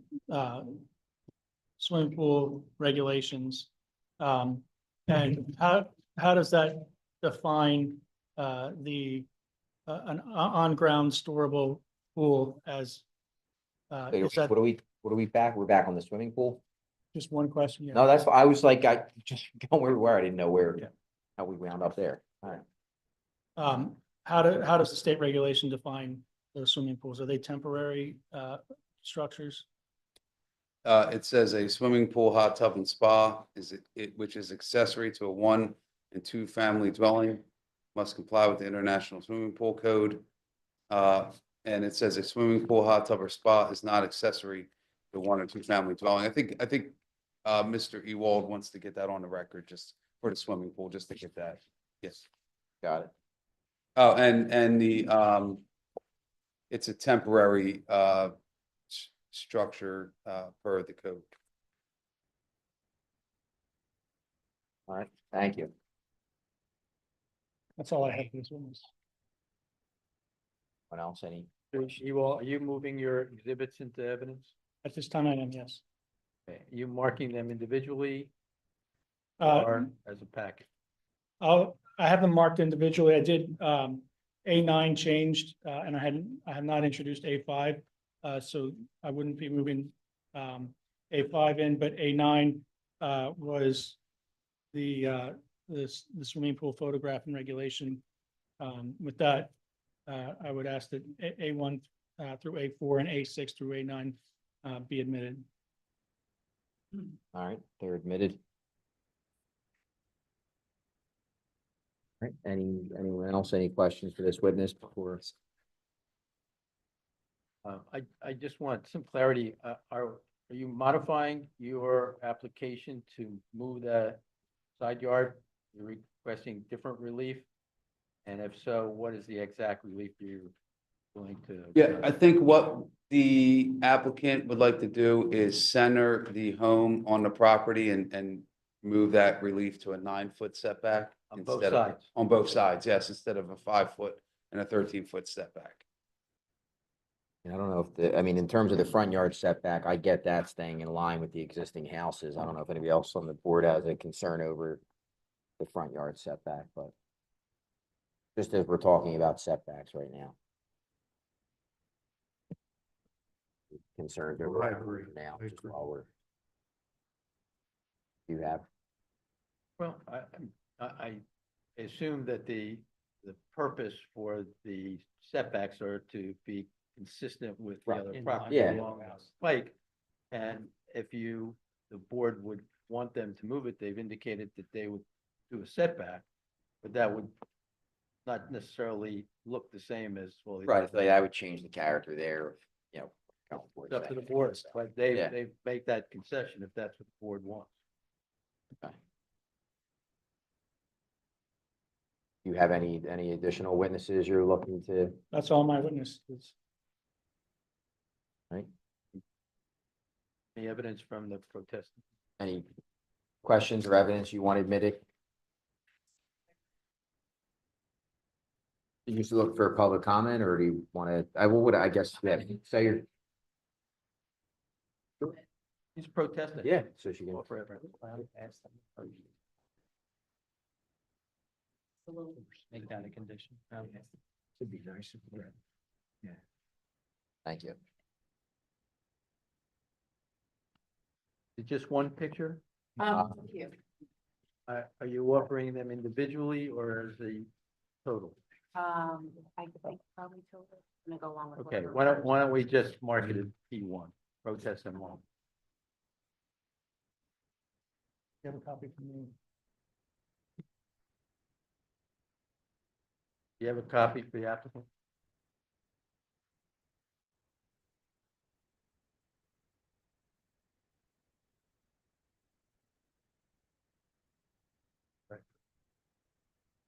So I would just like to address the items from the applicant's cover letter and submissions. The applicant emphasizes that the lot predates the 1974 zoning ordinance, implying that its age should exempt it from current requirements. However, Pennsylvania law is clear. Non-conforming lots are not grandfathered in perpetuity. Mere fact that a parcel existed before zoning regulations were enacted does not entitle it to bypass those rules. Zoning ordinances are designed to evolve with community needs, ensuring safety, orderly development, and preservation of neighborhood character. Additionally, the existence of a separate tax parcel does not confer zoning entitlement. A distinct tax ID is an administrative designation. It does not guarantee the right to build. Zoning regulations are enacted to serve the public good, not to accommodate profit-driven development. The applicant references Hertzberg versus the Zoning Board of Pittsburgh to argue the relaxed standard and dimensional variances. While Hertzberg did clarify that dimensional variances may be subject to more flexible criteria than use variances, it did not eliminate the requirement for reasonableness or proportionality. In this case, the R3 zoning district requires a minimum lot size of 12,000 square feet. The applicant's lot is only 5,000 square feet, only 42% of what is required. This 58% deficiency is not a minor deviation. It's a substantial departure from the established zoning norms. As Hertzberg affirmed, variances must reflect reasonable adjustments, not wholesale disregard for zoning requirements. They always held it. Even under Hertzberg, applicants must demonstrate unnecessary hardship. The Pennsylvania Supreme Court has consistently held that hardship must be unique to the property, not self-inflicted, and must not alter the essential character of the neighborhood or harm public interest. The applicant's claimed hardship does not meet these criteria. The undersized nature of the lot is not unique. It is shared by many undersized lots in the area, especially in this particular neighborhood. In fact, the applicant owns another lot of identical size directly on the other side of 208 Chestnut Street, further demonstrating that this is not an exceptional circumstance. Pennsylvania law requires that hardship stem from a unique physical condition specific to the parcel, not a general trait of the zoning district. The Marshall versus City of Philadelphia decision reinforces that hardship must rise to the level where zoning renders the property useless for any permitted purpose. Hertzberg clarified that hardship may also be shown when zoning imposes an unreasonable burden on the owner's ability to make reasonable use of the property within permitted uses. In Newtown Square's R3 zoning district, permitted uses include not only single-family homes, but also detached garages, carports, sheds, greenhouses, gazebos, and swimming pools. The applicant's inability to construct a home does not preclude them from building these other permitted structures. As a matter of fact, the lot previously contained a pool when GE Realty purchased it. You can see this in the real estate listing image on the first page and remnants of the pool after the applicant removed it as shown from Google Maps. Based on this, the any permitted purpose criterion is not met. The lot is not unusable under current zoning. The Marshall ruling also emphasized that applicant must demonstrate undue hardship, which is a higher bar than mere economic inconvenience. The applicant describes in the cover letter to the zoning board that these variances are needed to allow for a marketable home to be developed. A developer's inability to build a home that they don't plan to occupy reflects a business choice, not a legal hardship. This constitutes simple economic loss, which is insufficient under Pennsylvania law to justify a zoning variance. Pennsylvania law requires that hardship must not be self-created. The developer acquired the property after the R3 zoning requirements were firmly in place and therefore did so with full knowledge or at least constructive notice of the restrictions governing single-family development.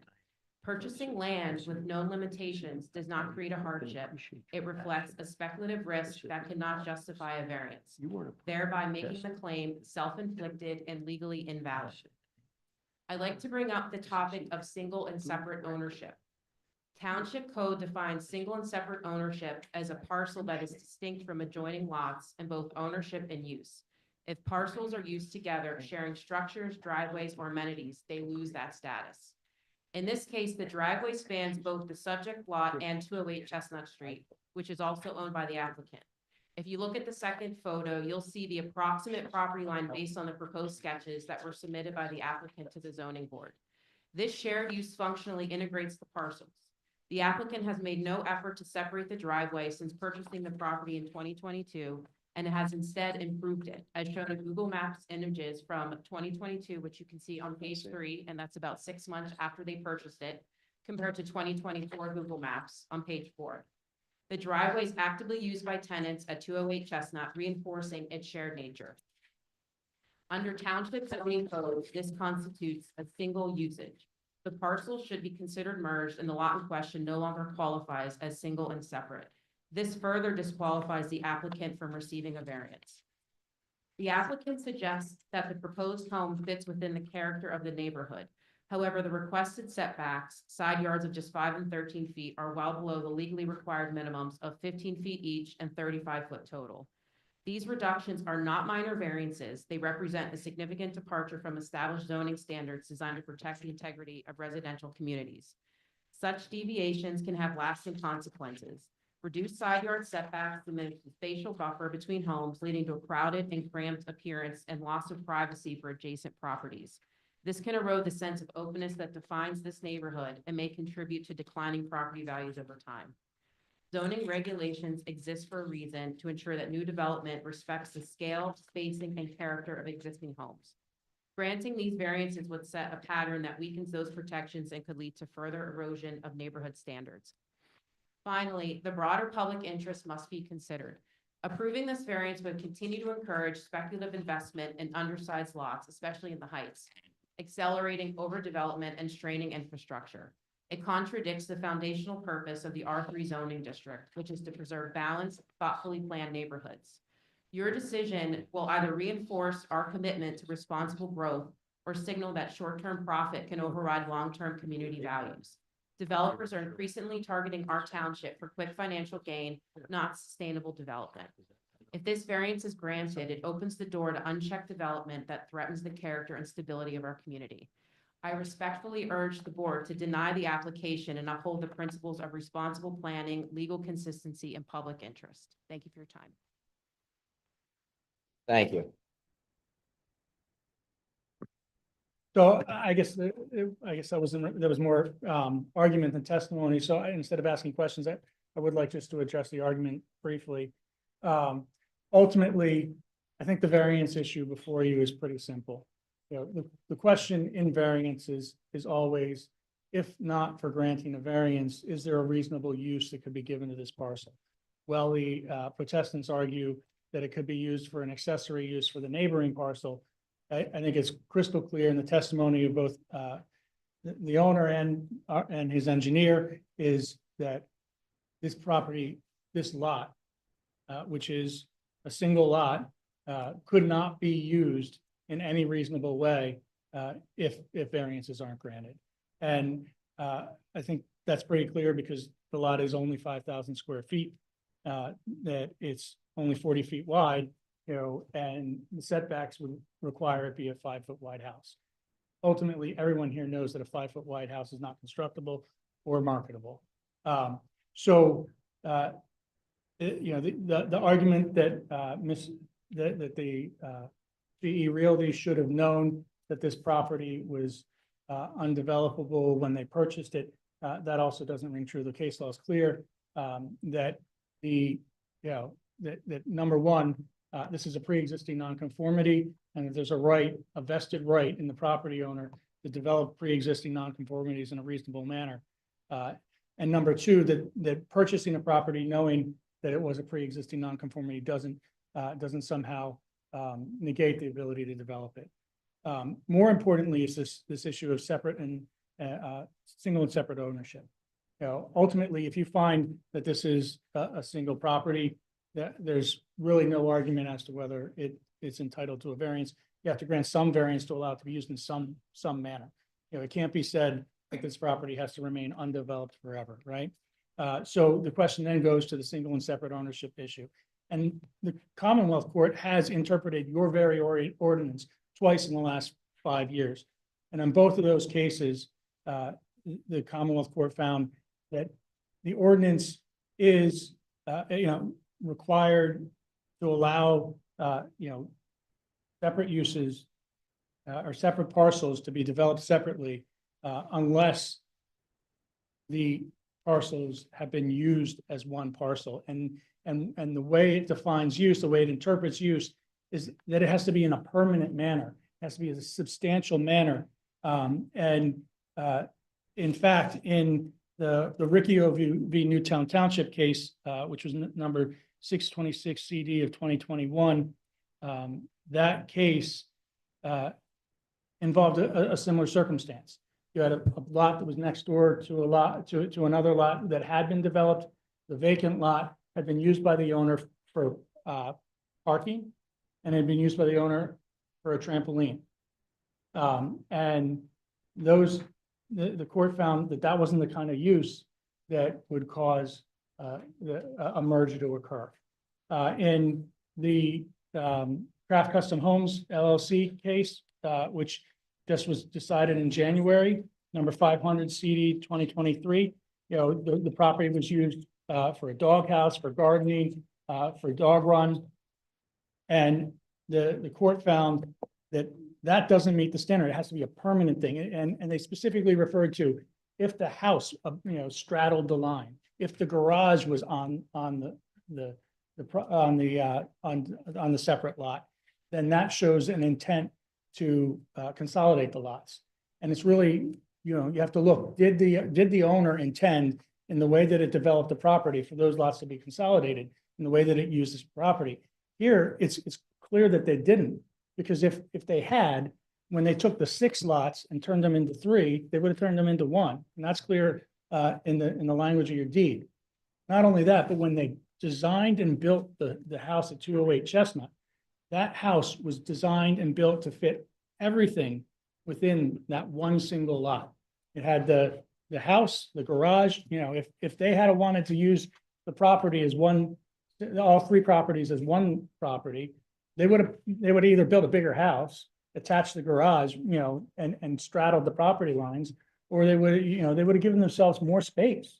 But they consolidated it into a small house and a 2-car garage, all on one lot.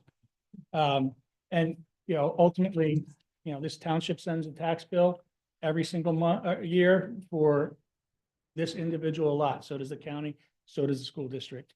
The lots have always been maintained separately, and the evidence before the board is that the intent has always been that these lots be separated.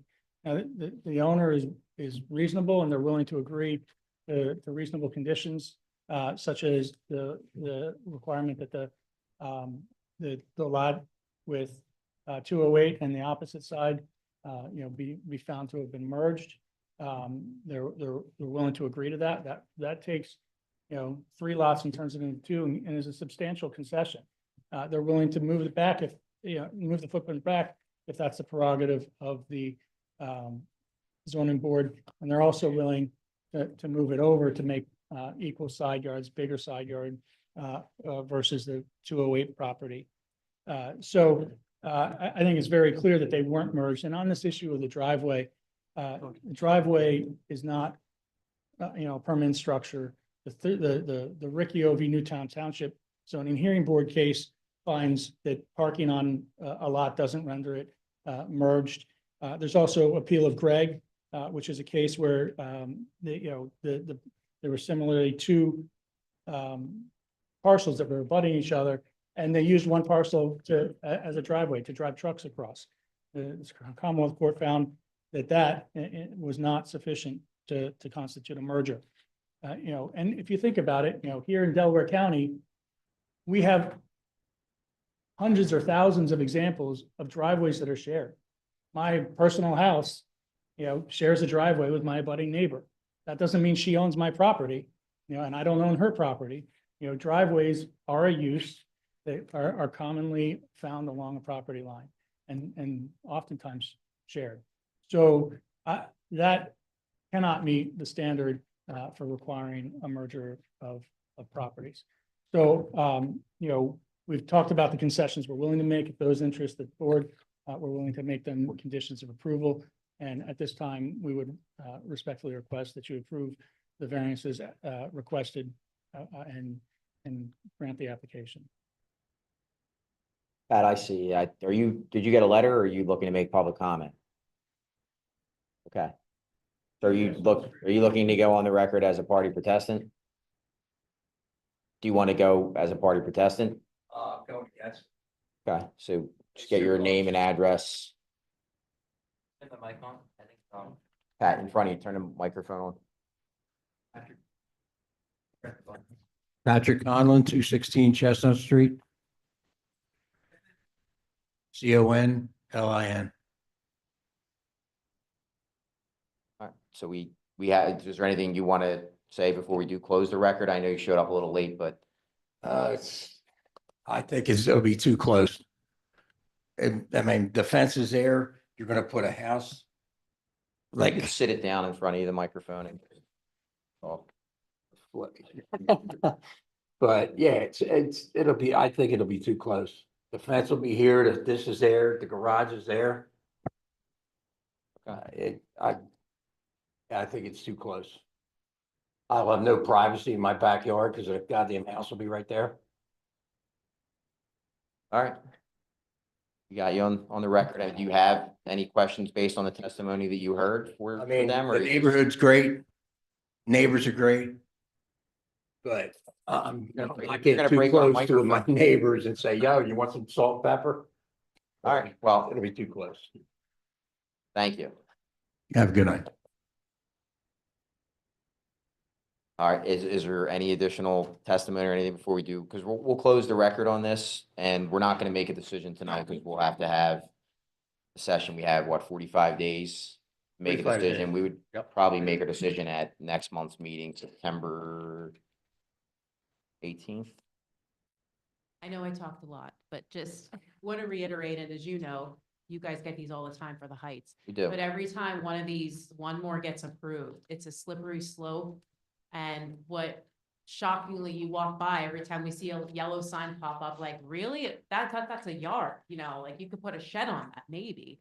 So I just, you know, I really encourage you to really think about this because it's almost comical at this point, how many of these. We are get it. eliminated. Trust me, it's just, it's tough to, everybody back there asks, what can we do to fight this? But everybody seems to keep selling their houses with additional lots because they don't want to do a merger of lots because they feel like there's more value doing it that way. Yeah, And here we are, month after month, coming back here for the exact same thing. all the time. But again, even if we deny things, they end up going to media and they do get approved. So Yeah. it's not us. It's just, this is what happens, but start talking to your neighbors that do have multiple lots and tell them to do a merger of lots now so that when it gets sold down the road, this doesn't happen. Yeah.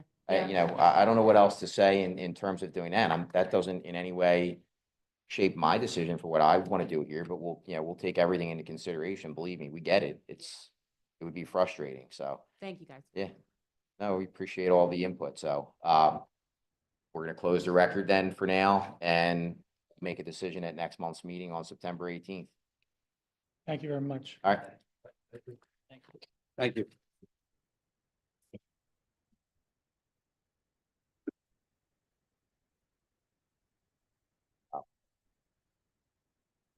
We're going to take a minute here until our solicitor gets back.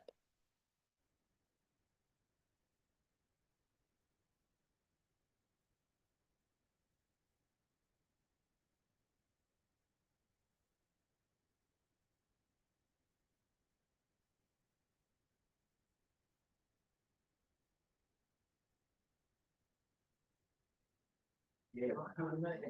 I like that.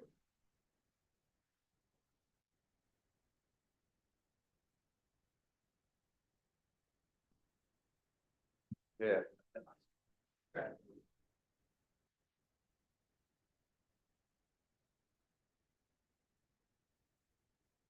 How are you, Don? I'm okay. Yeah, okay. I'll tell you, Ricky, where's the head? When was he not here? Yeah. Well, That house. I'm sorry? Did you ever build that? house? Yeah, Did you build it? yeah, and in fact, well, Larry, that was Larry Yeah. Robinson. You represented. Yeah, yes, him, right? yes, I did. Yeah, I just remember the evening where she asked you to help her. Can't do that, but, yeah, yeah, Larry built his, and, there's been others. I mean, there's just that's all that's left, you know? She's right, the poor neighbors are right, but we keep running into this. I don't know how we can best stop it. I don't know if we can, legally. I've had a number of avenues. Sure. Launch ones. Yeah.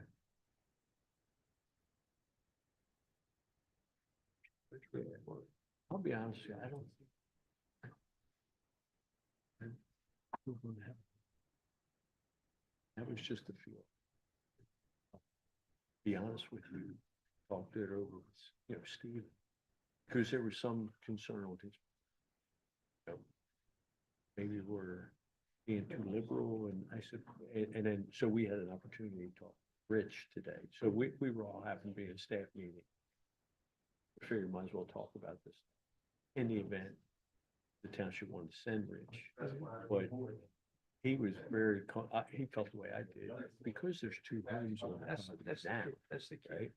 I think that's the key. Yeah, it really is. And it makes it a much more, it's a better product at the end of the day. For everybody. So, I don't hear buttering him up or what? Yeah, yeah. I don't want to say it's. You're next. Well, it's 40 years too late. Yeah, but I mean, I mean, you look at the. Ours is like, great. Yeah. There's two houses. Yeah. Both of them predated zoning. I mean, they know who they are. Yeah. People will be all over my. Yeah. And there's all kinds of existing. Right. We're eliminating 3 out of 5. Yeah, I think the biggest hurdle for us, at staff level, is to get over as well, we're now creating another non-conforming. But when you look at it as a total package, makes better sense.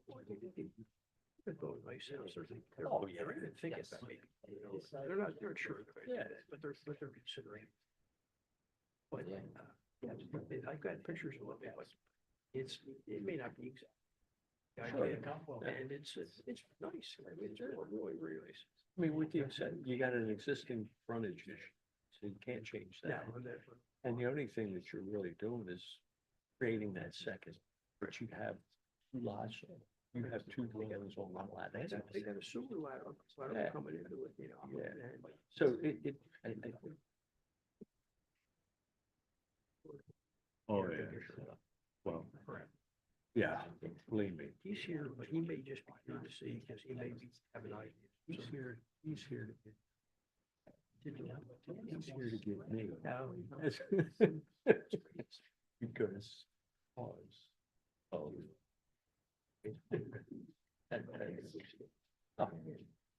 I mean, how many kids were that? Yeah, well, yeah.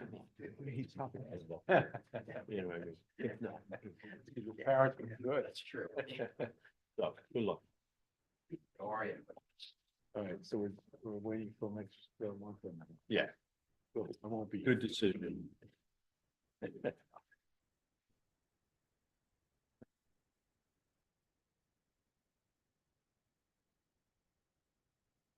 Thank you. We ready to go again here? Are we Yeah. good? Good, all right. We're gonna get started again with application Z 2025-23, Flamore and Albano La Polari of 41 Radnor Drive. The applicant is seeking special exception relief from section 172-141F to allow for a single-family home addition and other accessory structures on a non-conforming lot. The application also requests relief from sections 172-34B6 from the side yard setback. The applicant also requests relief from any other section of zoning ordinance that may be realized during the zoning hearing process, subject premises located in the R3 zoning district. And who do we have here for this application? For the applicants on this matter. What was your name again? I'm sorry. Nick Canilia, Caniglia. All right, and before we get started, you have witnesses we can get sworn in that so we'll get them sworn in.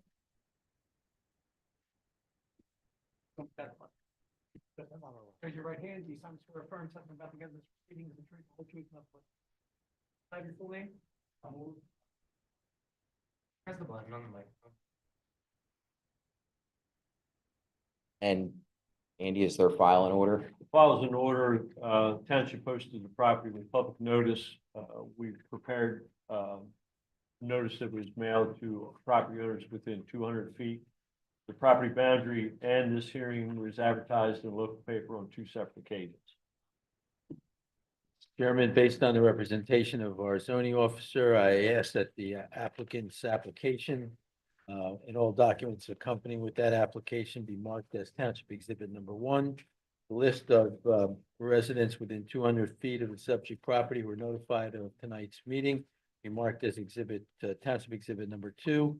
Proofs of publication of 2 consecutive weeks of advertising at the Delaware County Daily Times be marked as Exhibit Township 3, and the picture indicating the posting of the property for tonight's hearing be marked as Township Exhibit number 4.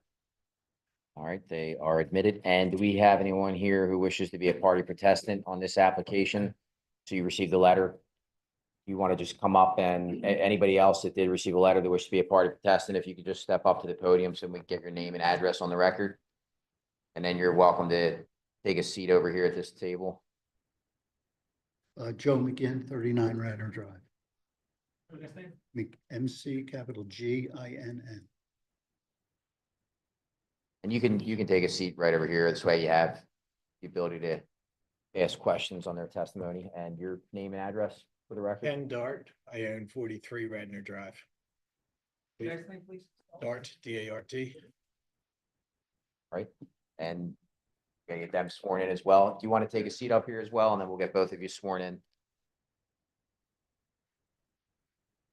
Right hand. Solemnly swear or affirm something about the government's proceedings and truth, the whole truth, and nothing but the truth. I do. Right. All yours. Sure. This is a request for a special exception under section 141F of the code.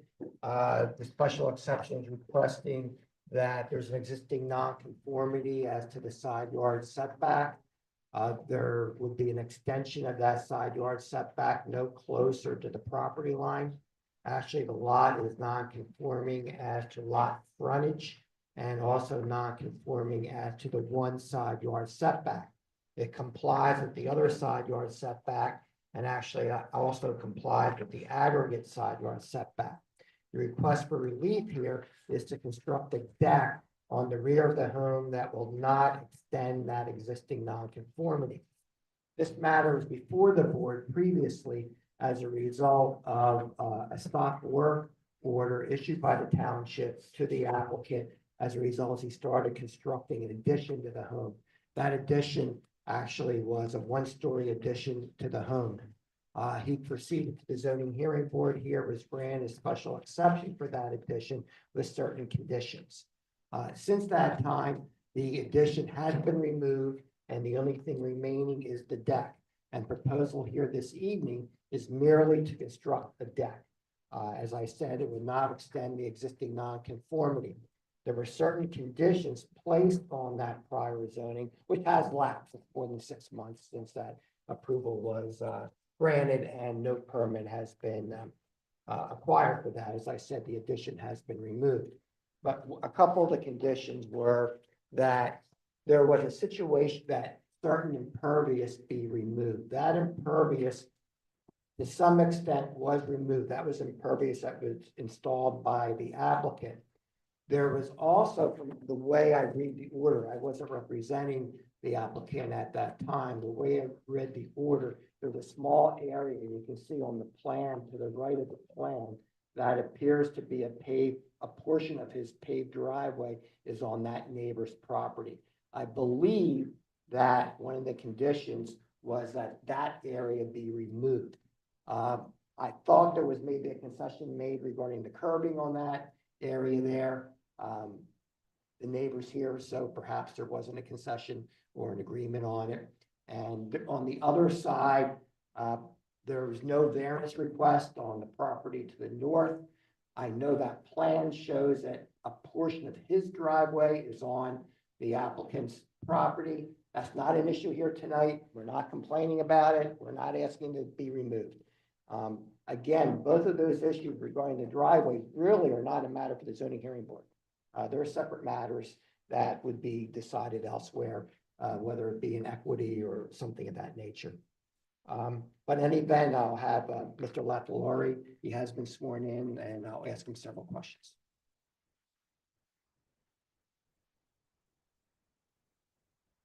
Certain exhibits have already been marked. I've marked as A1, the application. And A2 is the deed to the property. Mr. Latalori, is that the deed to your property? Yes, correct. And you acquired the property in 2006? Yes. When you acquired the property, was there a deck on the rear of the property? Yes. And was that deck, at least as it relates to the portion on the south, was that even with the existing home? Yes. You can see it up there on A9, right? Okay. I'm going to show you what's been marked as A3, an aerial of the property. And again, this represents your property. Correct. Yes. And that aerial actually does show a portion of the deck, correct? Of the old Correct. deck. Yes. Not your current deck. Is that correct, in the rear of the home? Yes. And you're intending to extend that deck to the northern end of your home. Correct. And according to the site plan, that is 35 feet from that property line. Correct. Yes. I'm going to show you what's been marked as A4. And A4 is at the front of your home. Yes. And have you enlarged that driveway in the front since you moved in? No. Has that driveway always existed, at least in the front, as it extends back, as it always existed, as it did when you purchased the home? Yes. Now, you did extend part of the driveway to the rear previously. Is that accurate? Yes, correct. But you removed I that. removed that. What I did, I removed. I'm just going to show you what's been marked as A5. Township would already have this decision, the prior decision with the conditions that. Right. Yes. And A6, is this how the deck exists today? Correct. And I noticed there's steps here that extend further away from the home. Did the prior deck also have steps in that area? Yes, in the same area. And so you have, it looks like you have a deck here, and you're obviously you want to make the deck more secure and safe by putting railings up. Correct. Yeah. And also I noticed you have a small storage area underneath there. Is that correct? Yes. But you're not intending to build any addition above the deck. No. A7, does this show the size of the deck being 12 feet deep and 30 feet Correct. in length? Yes. And A8, that is just showing a portion of the curb that between you and your neighbor that you cut down at his request. Correct. Yeah. And A9, as you see on the screen, that's the site plan. Again, it shows the size of the deck, the distance from the 10 feet from the property line to the south. The steps are 6 feet from the property line to the south, and approximately 35 feet to the property line to the north, where the deck would be located. Correct. Yes. There was also a portion of a wall that you removed, is that correct Yes. as well? Yes, correct. 810, is this the deck detail? Yes. And which I have two exhibits that I've marked. These are additional exhibits I've marked as A11 and A12. The first one, A11, that's what existed prior to you removing the addition. Is that correct? Yes.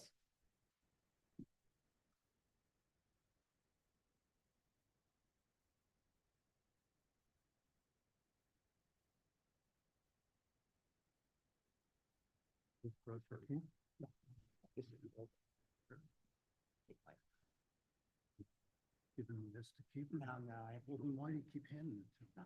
I'm showing it to you. You're showing it to you, so you see what I'm referring to. Okay. I'm trying.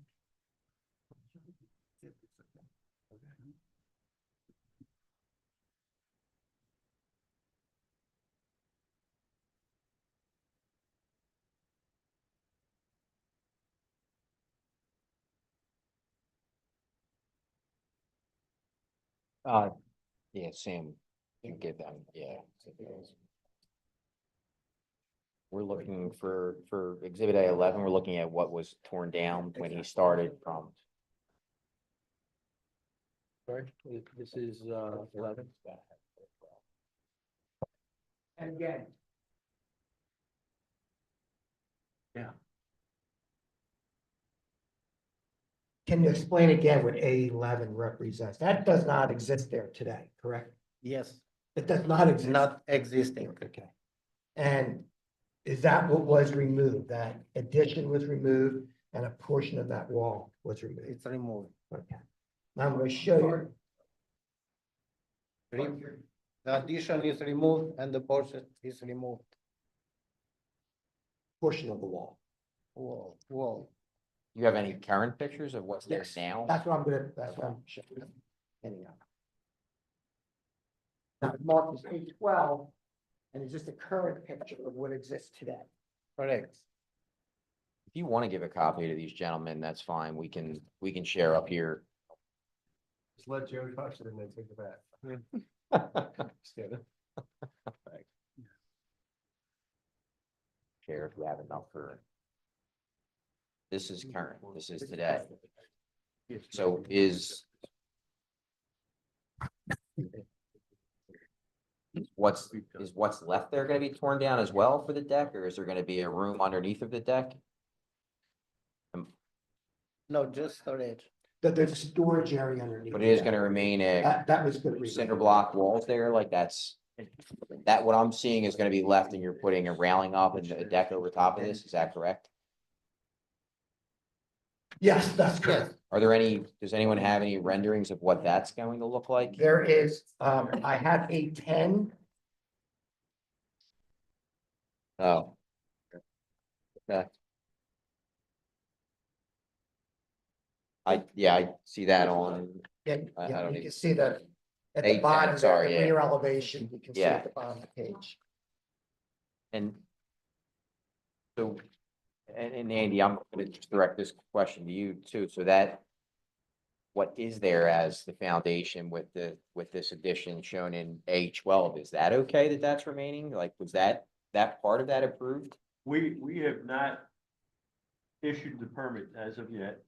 He's not picked anything up. We've done no building inspections. The only thing that we've done so far is issued the stop work order, which initiated the first zoning map hearing that you had on this property. And that was from 2 years ago or Yes. whatever, okay. And then after removing what he removed, he had a stop work order, so he stopped. And we have to come here to get approval of the special exception. Well, yeah, and I guess that's what I'm just curious that, building a deck on top of what was already issued as a stop work order, no one's inspected that, I guess, in terms of being able to build on top of this. It would have to be inspected. Yeah. So the intent of the applicant would be to seek zoning approval. If so approved, then he would apply for the permit at that point. All He's those applied for requirements. Yeah. I know that application, there were, because I remember the neighbors being there were some requests that were put in place any of those? Do we know that list from what was put in place at that time? Is that It's in that. I should look at this. You should have never worn that t-shirt. So have they all? Now, been there are, the met? one, as I mentioned, there's a request regarding the driveway. That, and you can see on the plan, that's up there on A9, a portion of the paved driveway is on the neighbor's property. Uh-huh. And one of the conditions, I believe, if I'm reading the condition correctly, is that that portion of the driveway be removed. Has it been or? No, it has not. And that was kind of where we needed to come back here this evening, because we're asking that that condition be removed. Because one. Is that one of your really- driveways? That's, yeah. Well, I have a question. Number one, that was by agreement of the applicant and the neighbor, number one. And as you. I'm sorry, yeah. The removal of the encroaching pervious surface was by agreement between the parties at the time. Your testimony, Mr. McGinn, said that you had agreed to do that. Understood. Right. But nonetheless, regardless of what happened at that hearing, you yourself have indicated that that has now lapsed and now void. So it really doesn't have any basis for this application. So, whatever that condition is, it's not a condition that if the decision is now voided by virtue of not applying for a permit. I would agree. That's I my would agree. opinion. I would agree with that. And the question is, too, really, that's existed there probably for more than 21 years. And the question is really an equity property issue. It's not really an issue for the zoning hearing board to issue a condition about. I'm not aware that it was an agreement or not. It's the first I'm hearing there was an agreement on it. On the order and conditions itself, there is a footnote referencing the page of the notes of testimony of the agreement of the parties. So look on the bottom of the page.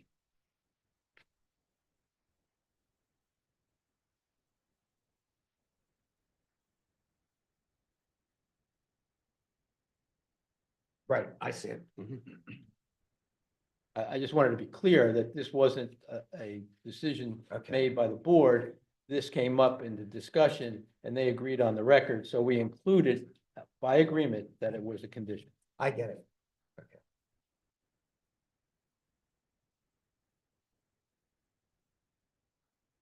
That's all I really have, unless the board has questions and if the protestants have any questions. Again, I was just requesting exhibits be made part of the record. Yeah, and again, from my memory, I know there was some unhappy neighbors and there were plans made for that, kind of smooth things over a little bit, if I'm correct, and wondering that if the same thing is going to apply here, right? If this is something that is to be approved, I guess that those same. Yeah, Mr. Latalari, that's when he came to me and basically the one condition about removing the paving on the driveway would. The driveway that goes into his neighbor's. Yeah, and that's the issue that he has, is having to do that. I know they talk, obviously, clearly they haven't reached an agreement because he's here opposing it, but I thought there was some. Well, I mean, we haven't, I'll tell you what, I mean, do you guys have questions? Can I take up? Yeah, please do, just, At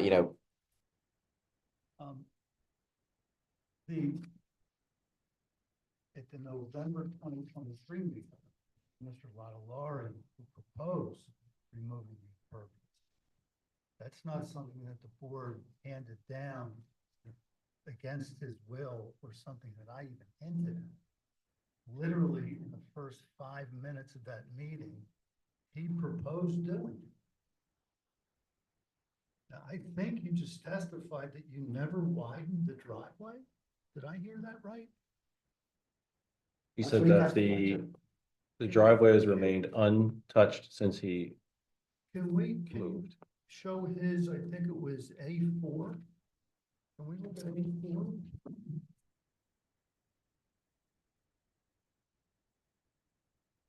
So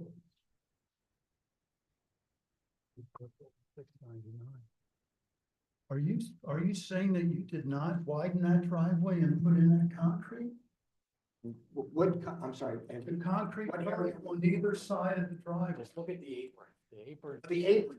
Well, the No, but he said he did. Guys, you do have to have one at a time. He said, no, what I'm saying is, he's testifying that he did not widen the driveway. 2 years ago, there was a ton of testimony by both of us that he asked for my permission to widen the driveway, to which I agreed.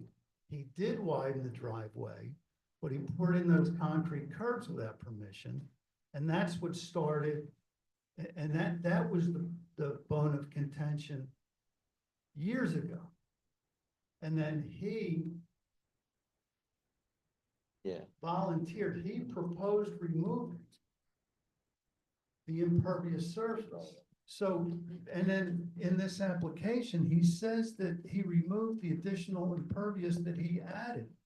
We can all see the concrete that everybody testified that he widened the driveway. I'm flummoxed by trying to square this application with all of that testimony. I know it was a long, but there was 2 separate meetings. And I don't want to beat the driveway to death. To me, this is not a big issue in the overall.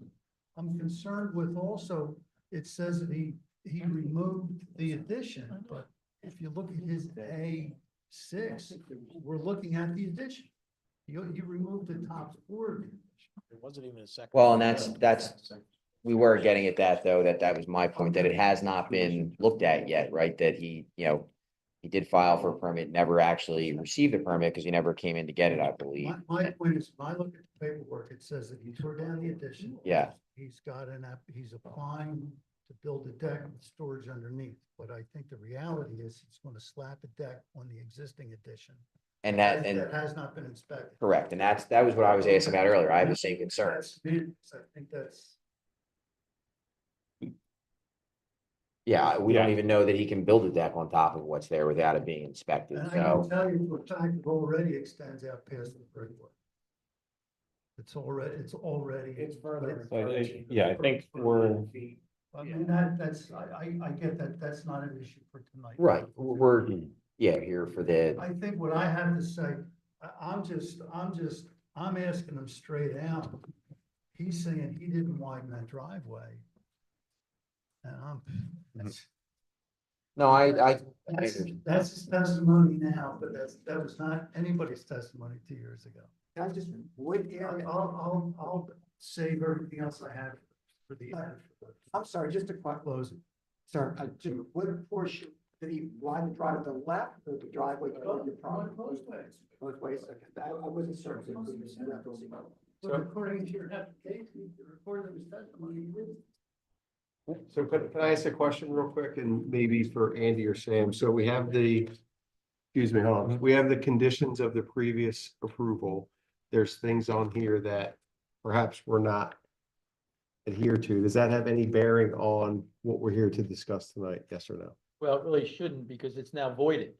Yeah. so this is a whole new I application. mean, you can use it as a reference, but it's not binding on anyone at this point because the application was not made in a timely fashion based on our ordinance. And therefore it's deemed void as per our ordinance.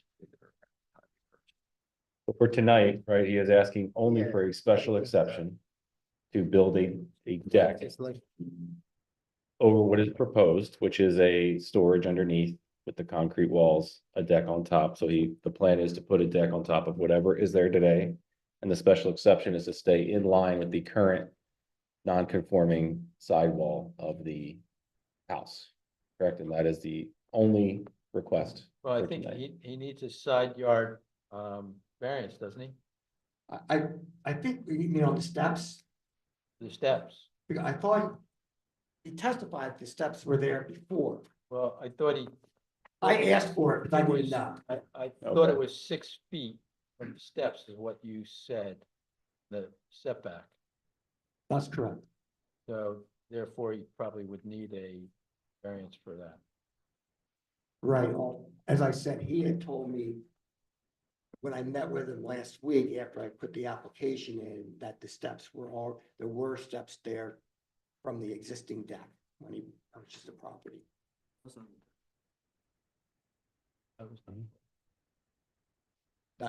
Yeah, I guess.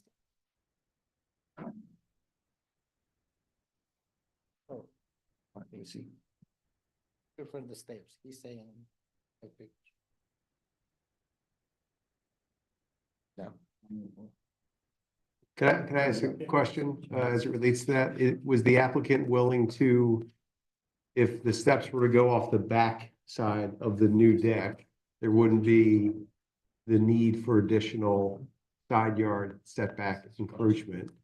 Is that something that the applicant is willing to consider, having the steps come off the back side of the deck rather than the side?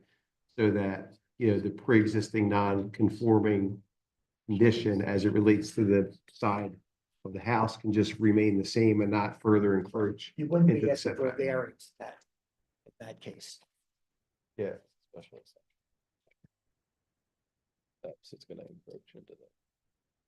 You can't side yard rail. Currently steps. You would have to put the steps here. Well, you need a variance. The variance is there, is what they're saying. That's a different standard than what we're asking for a special exception. Yeah. You follow me? Yeah. If you put it here, you don't need relief. Or Andy. No respect. follow me? That's what he was asking. If you put the steps here, I know you put it there, but you put the steps here, this takes away the variance. Because I believe I mentioned that to you previously. Not when we get in a situation where last time you agreed to something, you wanted to agree to, so that's why I want to make certain that you're okay with it.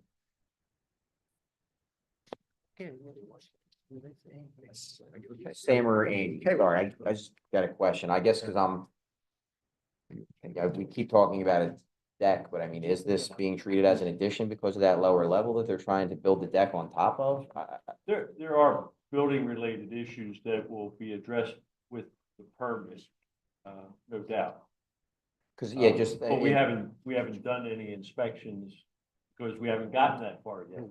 Yeah, I just feel, But I it guess I'm a certainly little doesn't taken- look like a traditional deck is. right, you might but even think. the wording here that it says it's an addition. In, what I read for the application just says for a single family home addition and other accessory structures on a non-conforming lot. And then we're talking about a deck. I guess I'm confused right now as to what we're really trying As I to. understood, the first application was, it was an expansion of non-conformity along that side yard setback. Right, but it was going to stay in line with the existing And that structure. that would have come into play whether it was an addition or a deck. Got it. And then there was, I think, a variance from. Don't know what.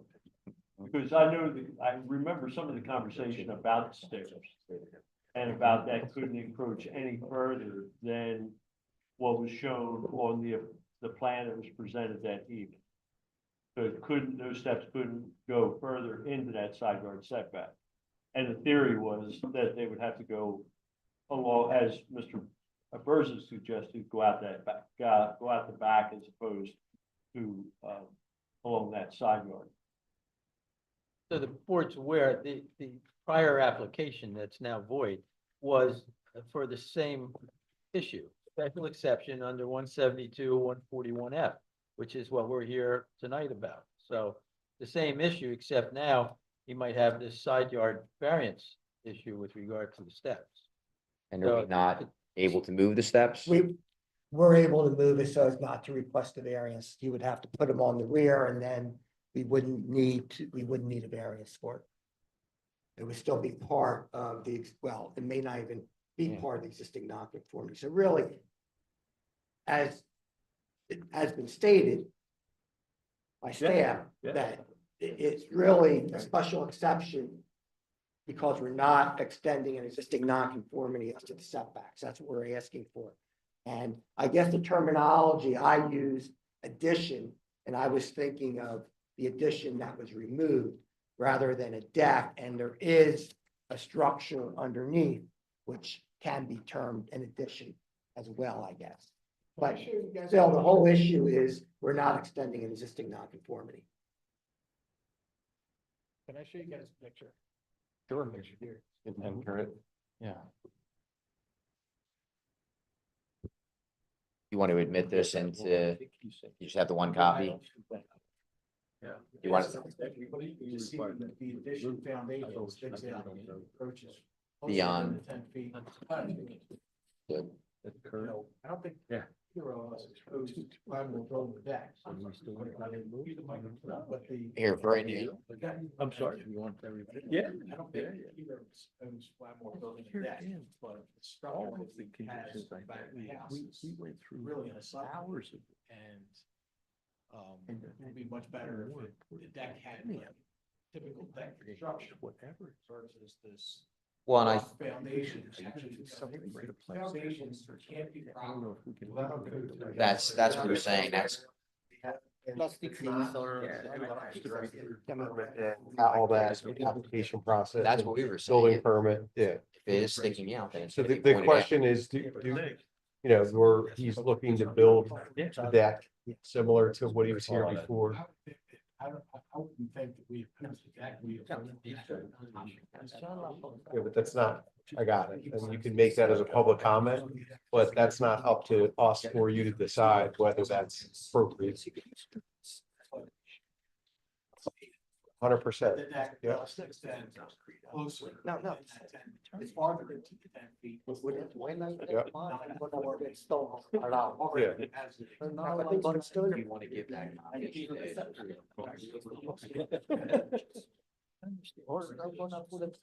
This is the foundation. What is hiding? Well, that doesn't.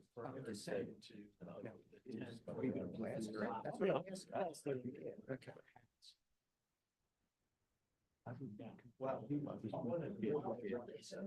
And I agree complaining about the on-site. And. Is this conversation on the record? It's off the record right now. We said it's too difficult for him to get. Yeah. No, this is the foundation. You guys want to go back on the record now then? Let's get back on the record. We have the picture.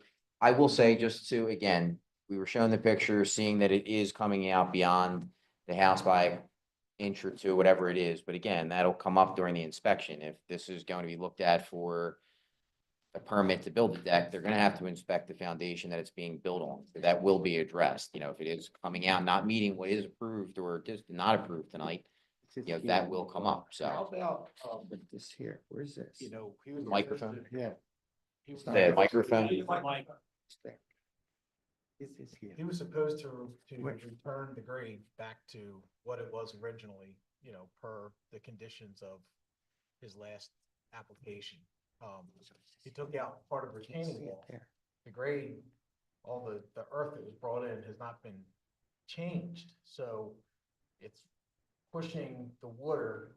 Instead of flowing across my yard, it is consolidating the water and causing some erosion. So I know it was incurred, a condition upon, him getting, the ability to apply for a permit and all the things he was supposed to remove before. It's not been done, and it's causing some erosion in my backyard. Only because before the water flowed across the yard, and now it's still kind of directed into a channel, and when it's actually just consolidating into a creek, if you will, during heavy rains. Instead of the water being spread out, it is, directed channel, and there's holes. And you can see it as it came down where that wall once was.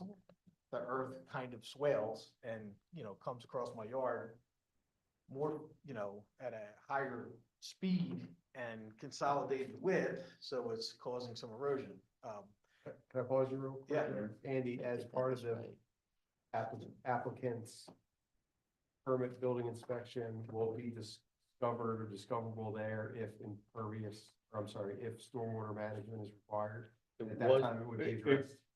We did discuss this. It was part of the agreement. Yes, it was part of the last conditions, as was the issue about the disturbed land and the retaining wall. Not part, I think the whole thing was a condition, and that he was to return the disturbed areas to the reestablished status of the property before the construction. So that was in fact a condition as well. So, Mr. Dart, we can consider, when we're rendering our decision here, there are conditions that we would like to be imposed to be taken care of. Thank you. Would you agree to the conditions that were put on there before for the same ones that were put on there last time? The only one that we have an issue with, as I mentioned, is removal of the driveway. Why is that? Was it the curb, like the Well, concrete that was well, put in, or just according to- because it was agreed to last time, I'm just curious what's changed. I'm just asking, what is the reason, what changed? My and again, I wasn't here last time. My understanding when he came to see me was the big issue was removing a portion of the driveway because it was narrowing his driveway. According to his testimony, he did not widen the driveway. I have photos from 2005 that indicate that appears to be the same driveway. That exists today. So, that was the big issue. Obviously, the other issues, stormwater management, he has to comply with the town. That is the question we're asking, then why agree to it last time when the approval was given that willing to make that concession, and now that's changed? I'm not trying to go back to the No, I know. driveway, make this about the driveway. I think what I'm trying to do, because again, we know there were requests made to make neighbors happy, and I know there's been a lot going on there in terms of work that was being done or not completed. That was something that came up during the meeting. All I wanted to know is what had changed that he's not willing to do that now? And is it a sticking point for you that, okay, so, all right, so without making that a thing and not, so if we leave the driveway the way that it is, and we were to make a motion to approve this, saying that we'll deal with the side yard setback, all the same agreements as before, minus the driveway, is that something that all sides are open to? He would have to, obviously, he has to do stormwater management. Right? I don't think there's an issue with him having to restore the grade. He would have to do that unless he got a grading permit, I would assume, which I don't think he Well, was. he didn't have a grading permit to start. Right. And to install the Yeah, wall. right. So I think the agreement was to reestablish those grades to existing conditions. I don't think it's gonna meet the threshold of a grading permit. You're not gonna have that much disturbance. Right. But the agreement was to replace it in kind. Right. And just looking at the conditions that were obviously installation according to the exhibits, not increase existing encroachment, that's part of the special exception request. You can't expand existing encroachment. We talked about the driveway, stormwater management systems, a township requirement. Restore the wall to its original level. He did take it away. I know it was encroaching a steep slope, that has been removed, the area that was encroaching a steep slope, from what I can determine. I know. He would either have to apply for a grading permit or restore the grade, according to township requirements. I know there's a wall there. I know part of the wall is there because my understanding, and I'm sure these gentlemen can testify to, that stormwater just runs across these backyards. And I think part of the wall that he constructed was to try to divert it to the creek in the back. There's a creek in the back of the properties. And that's why a portion of the wall still exists. Well, I think that was. portion of the wall does change the direction of the flow from its original path. So I think that would initiate some level of grading permit review. Okay. Because you've redirected the water in some way and we don't know, Right. we don't know the effects of it on If the it- adjacent neighbor. Sure, if it's going to adjacent neighbor, Right. he would have to. Right. Take care of that. So are we in agreement that minus the driveway, if we were to keep the same? Can you repeat the question one more time, please? Yeah. I am there, so my name's. No, he's interpreting, he's helping with language. You don't have to question, just ask him that he understands. Can you re-ask the question one more time? No.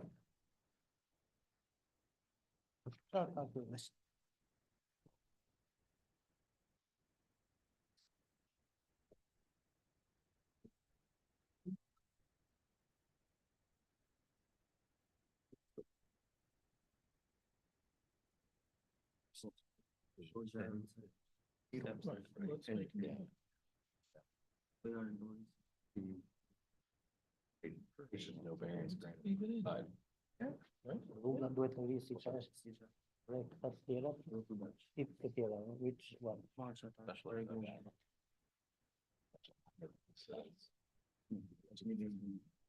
Okay. Yeah, okay. We're in agreement. Gentlemen, before we render a decision here, any? Yeah, the big issue is, and has been for me, the backyard. Because that's what, this hasn't just been 2 years, this has been going on for almost 20 that I've been looking at. I mean, he's basically, his backyard is like his personal landfill. It just, he got a new grill recently, the old grill's sitting out in the yard. He dumped, we talked about this grading, he had a 50-foot wall, as you recall, he had 2 truckloads, 2 dump trucks dumped the dirt, and he was building that up. It's my contention, has been, that he's been trying to build up the grade in the back, I think, to park more vehicles back there. That was the purpose of the wall. So now all that dirt's there, and there's this big, it used to be a slope downhill. That's where the kids used to sled in that neighborhood. And now there's this big hump. I have some photos, if you'll bear with me, and I apologize for taking up so much time. You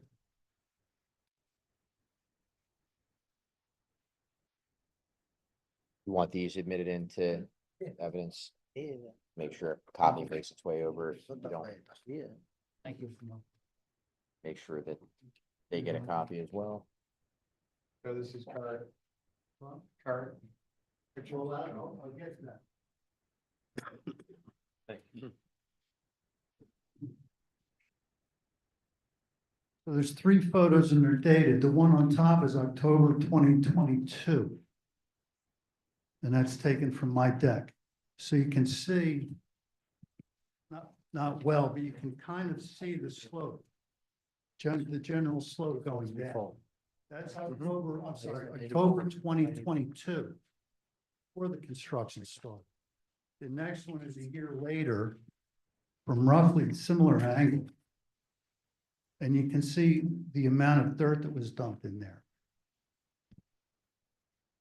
That's still there. It's just that you let nature take its course, and most of the dirt that was on top washed into Ken's yard, into the woods, and now it's just rocks covered with weeds. So you have this giant hump. So in my mind, all that needs to be taken out. I don't know from grading permits or any of that, but it's an eye, and you can also, it's just been an eyesore.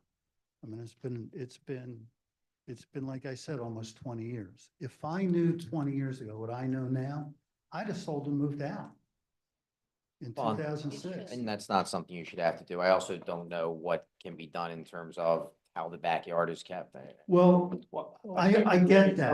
I understand. I guess my point is, we're here 20 months later.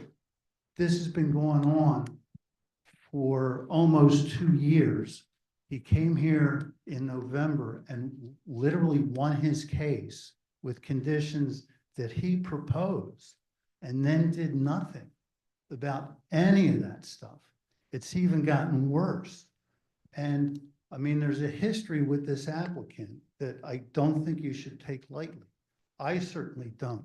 I think if you approve this without imposing this condition, at least this condition to clean up this backyard and restore the grade, you're going to be rewarding bad behavior. You're going to be sending a message to the next applicants that they can ignore the board, ignore enforcement, thumb their nose at the neighbors, ignore the truth, just wait it out, let everything expire, and then get their way.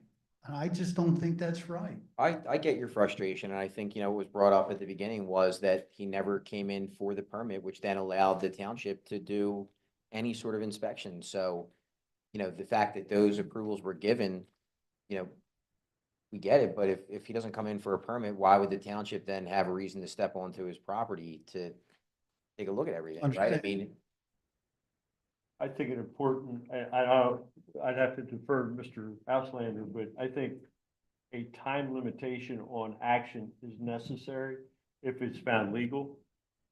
Because has been going on for way too long. And it needs to come to some resolution. So if there's an agreement on obtaining a grading permit, if you so choose to approve the special exception, we need to establish a time frame that's fair, but to get it done completely with all of the conditions met. Well, that would be my question to the applicant. What is your plan to get this done? Well, let me respond to the question at hand first. Our ordinance provides that an applicant who has zoning approval has 6 months in which to obtain a building permit. That's statutory. That's in our ordinance. The only way that we could restrict or decrease that time period would be by an agreement by the applicant. And it shows because the first time we approved it, yes, he did not meet the deadline of the 6 months. And the reason why he paid another application fee and he's here again is because that had lapsed and is now void. So we start all over. But I don't think the board has the power necessarily to suggest without an agreement. No, that he- I understand all that. I think what I'm suggesting is that he's gaming the system by letting it lapse, and now the conditions lapse with it.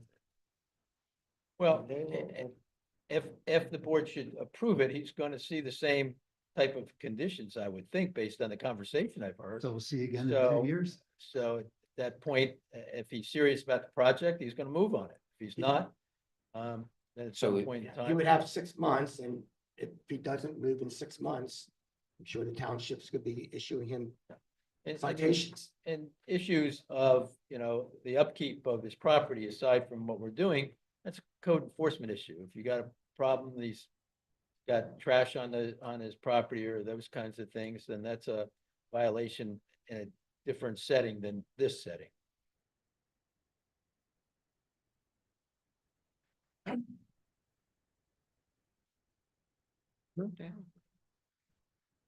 Sam, do we want to take an executive session if we're going to make any? You want to do a short?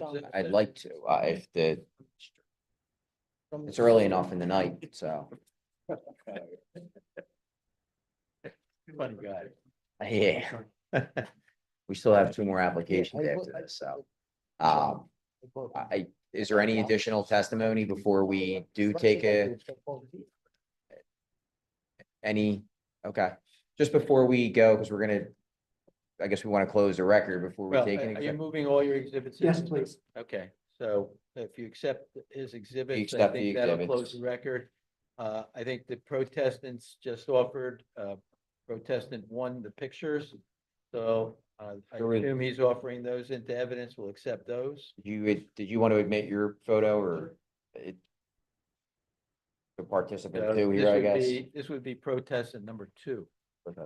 All right, so let's close the record. We'll do an executive session. Stay where you are. Back. Thank you.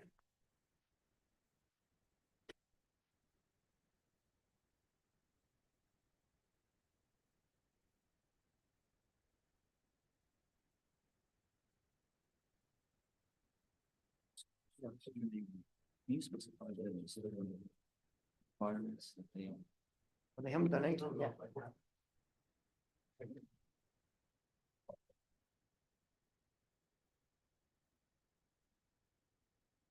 Same as here. Except for the removal of the paving for the driveway. So. You have to get a permit, you know, and.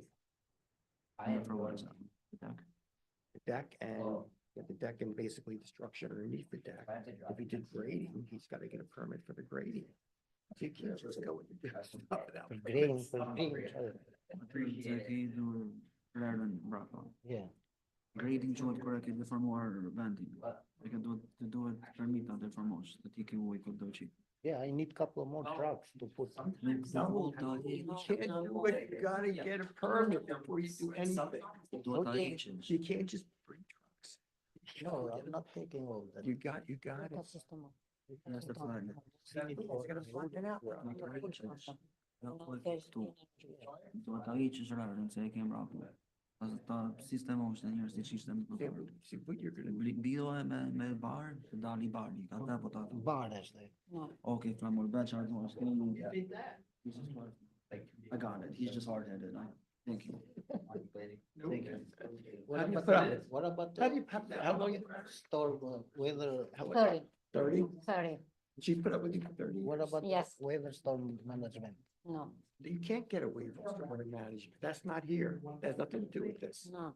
I told you that Just before. to fix the backyard. If you have to do stormwater management, you have to do stormwater management. No, I don't want. storm. But I'm telling you that this has nothing to do with stormwater management doing tonight. All right, that is a separate issue. I told you this. It's a separate issue with the township. You only need an engineer to do stormwater management. You gotta do it. You can't get away with it. You know, it's township requirement. After 6 months, they won't permit.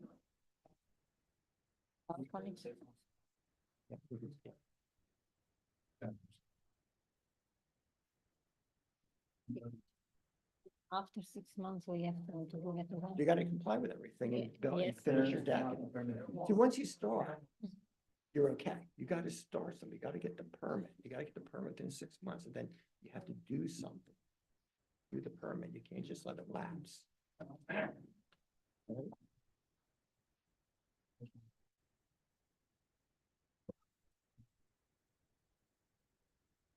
Yeah, and you got it. And what you gotta do, see, what they're saying is you're supposed to to its original grade prior to construction. All right, so that dirt, you're supposed to do the original grade. Now, if you were gonna come in, he said it may not even require permit. But you have to, see, that's where you need an engineer. You're gonna need an engineer or someone to come in and get a permit for you. You can't just, you know. Unfortunately, no matter what you do, it costs money.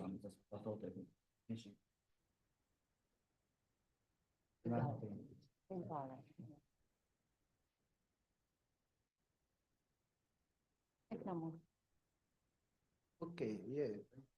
We'll bring the engineer. Okay, No, when you come. let's see what the permit says.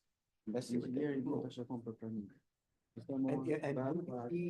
you need, you need an engineer to talk to Andy.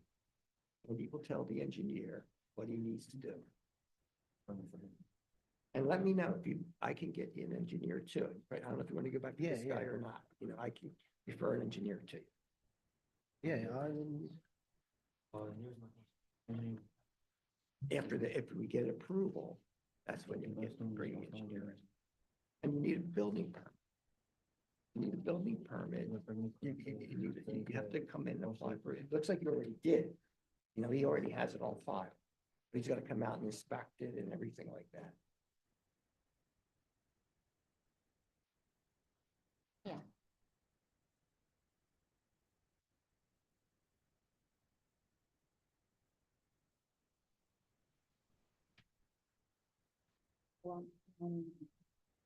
Auto. Which was the last.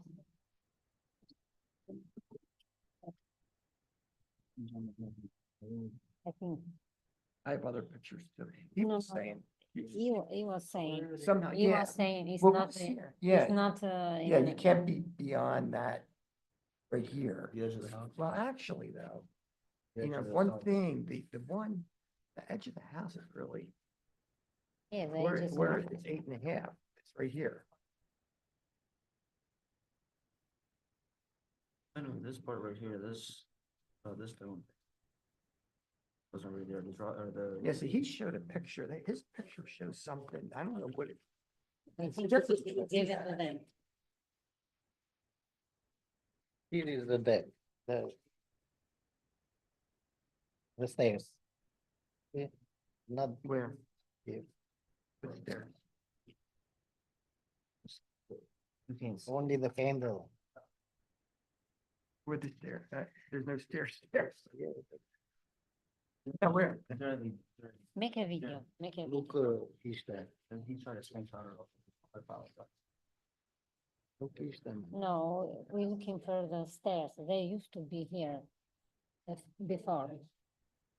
They were here. Yeah. The neighbor knows, but they don't wanna tell.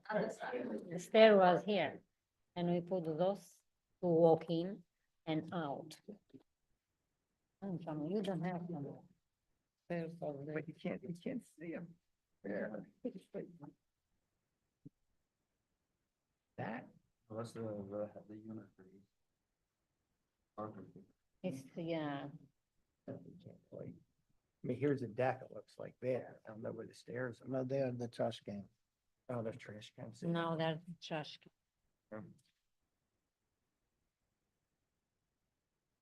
I think his house. Now. In 2005. Thomas Pereira. It- They're He Thomas built Pereira. it, yeah, behind, Oh, yes. yeah, we not permit, we didn't say anything. He complained now for the backyard. You should have the phone. Now it's his time. He did like few years ago. He His built it. construction, wow, his construction. Yeah. Okay, anyway, it's not.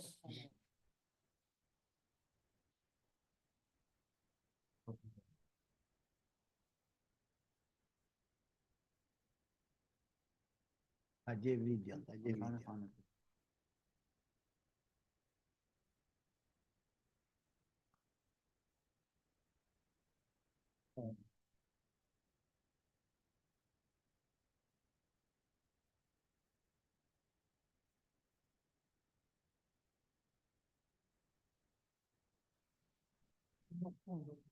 William Edward, no me acuerdo. Mira.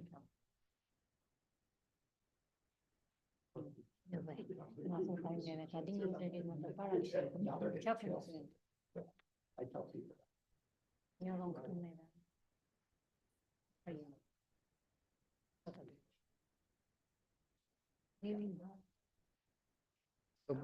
Ну ты так. Я вот так вот есть.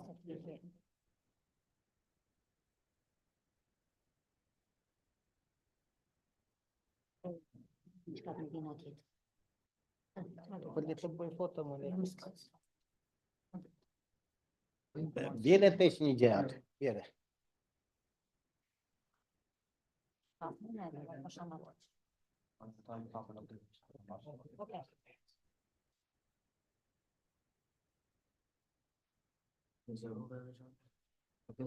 No. No. Not going to say. Okay, the Tajik, I'm being serious, most of the avocado.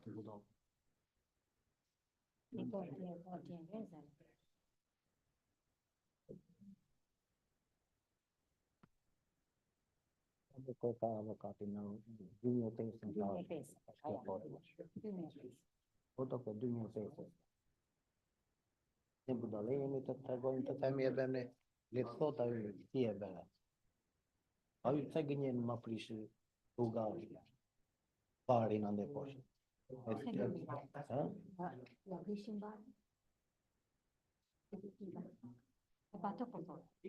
Ai sai gine, quick foto to you sit kabor foto to este piece. Avocado fotos do me a peça, so ja koje foto ne do me a peça. Google facem, scris-o eu, Google facem. Ia cui pe foto, să-i locat. Când du mie pe esa.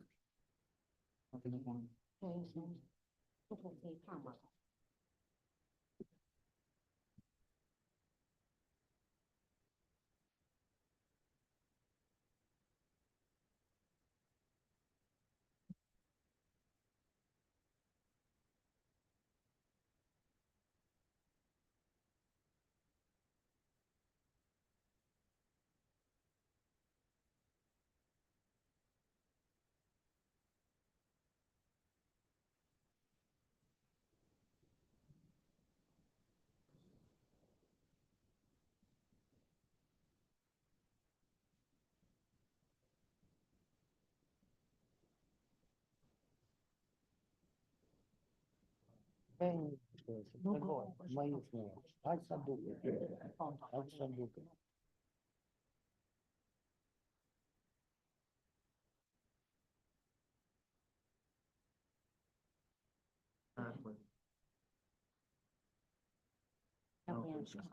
Ce cam pe de unde?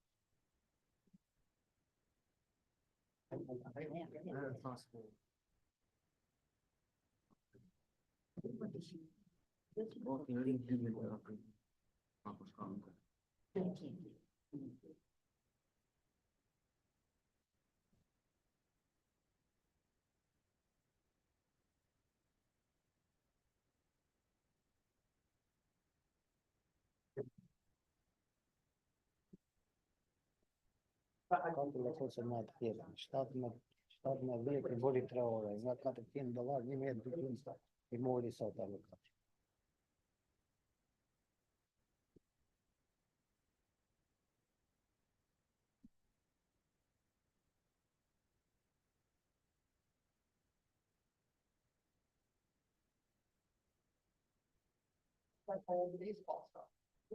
Comunitatea sa.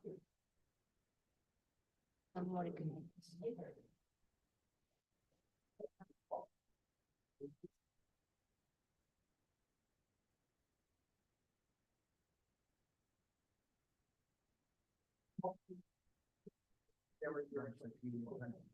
Nu se dau. I can't talk.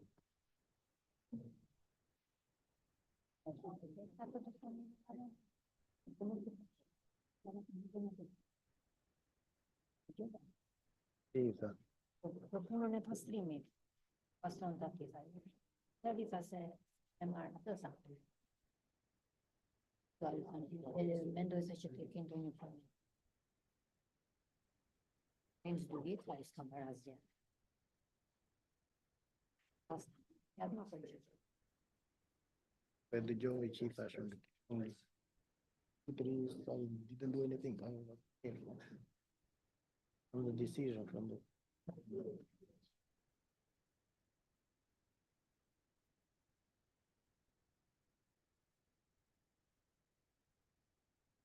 Problemi ca metri timp ce se metri în total. Ca problemi ca. Problemi tie.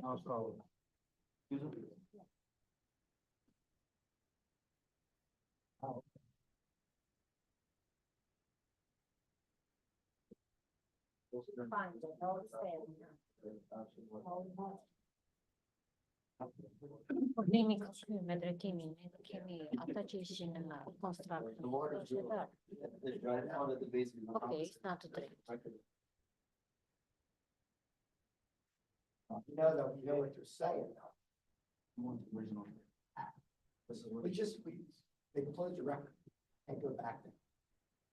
They closed the record.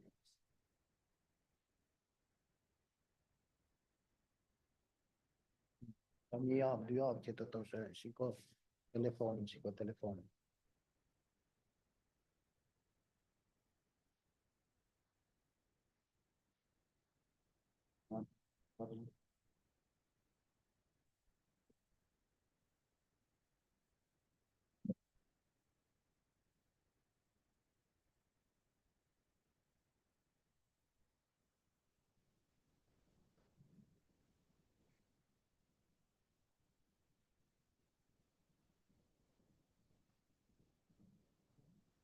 She don't have here in my list. It's her phone and not my phone. Send it to me, I send it, I email it.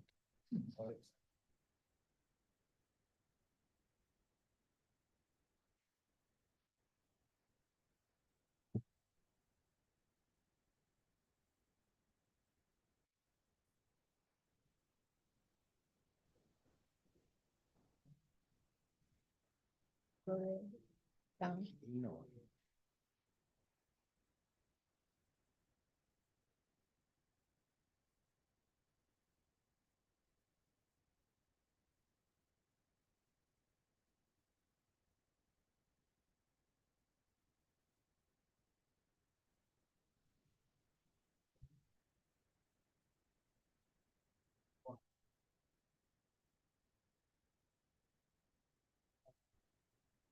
Find a check, phone maybe.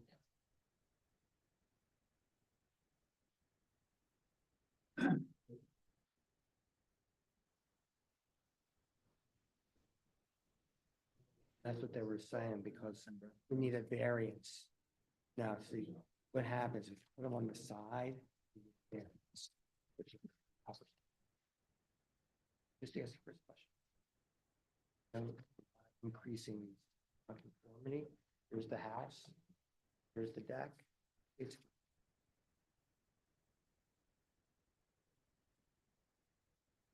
But conditions on it. What you're saying. Back. Too bad we don't have. Site plan show. Back. I tried finding it on Google either. Yeah, I tried to find out. They're all gone. And you can't see it, you can't see it. I'm saying if we had a site plan, if we had something like this, okay, this is the existing condition. Now I'm showing the deck there. I have so many. All I had. was this one. Sorry, that was the addition that you originally came in with. Actually didn't even go to the whole.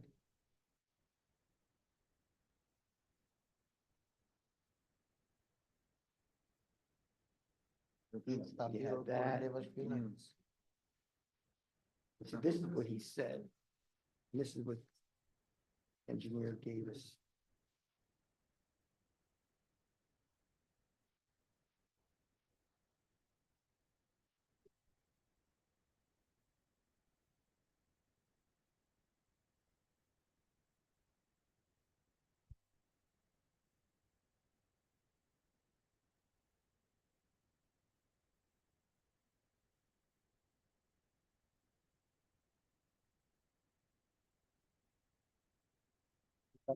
Ele seduction, and seduction passion. You could say on what it is. Advantage of.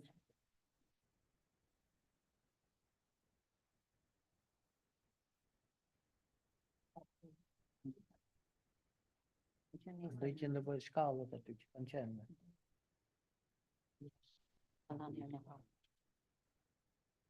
Pastor, Até ela. seus problemas. Avançar as partes. Depende de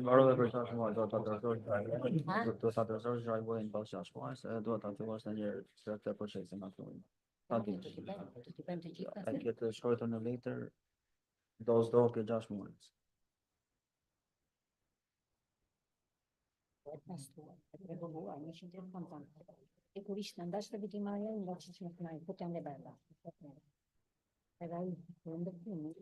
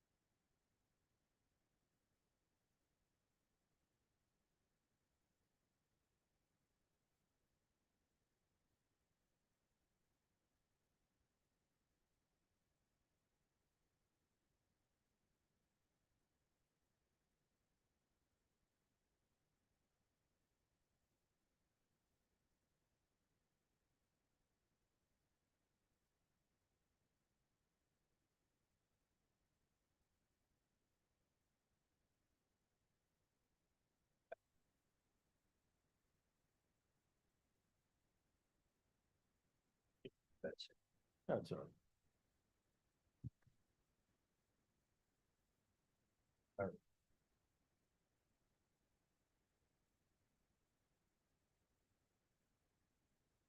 Uh, thank you everyone for your patience. We did come to a decision, so does anyone want to make actually, I'll make a motion to approve the application. Joe, I'll let you take over with I can do it. all right. Make a motion to approve application, the special exception for application Z 2025-23.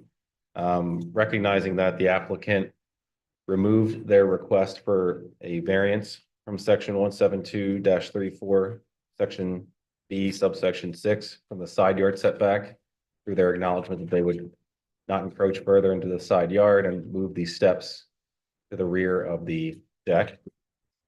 And then with regards to the approval for the special exception for section 172-141, section F, allowing for a single family home or allowing for this deck addition to encroach or not encroach further within the side yard existing non-conforming lot. Want to impose the following exceptions or conditions on that approval. Want to remind the applicant that our permission as a board is for zoning and not for a building. So they keep in mind that the applicant still needs to obtain all necessary building permits. And this does not mean that you can immediately proceed with constructing the existing structure. Condition number 1, the installation and construction shall be in accordance with the application, the testimony and exhibits presented to the zoning hearing board at the time of the hearing. Condition number 2, that the installation of the construction of the addition shall not increase the existing non-conforming encroachment beyond the existing structure. Number 3, the applicant must design and install a stormwater management system using the simplified approach, if applicable, in accordance with the Township Stormwater Management Ordinance.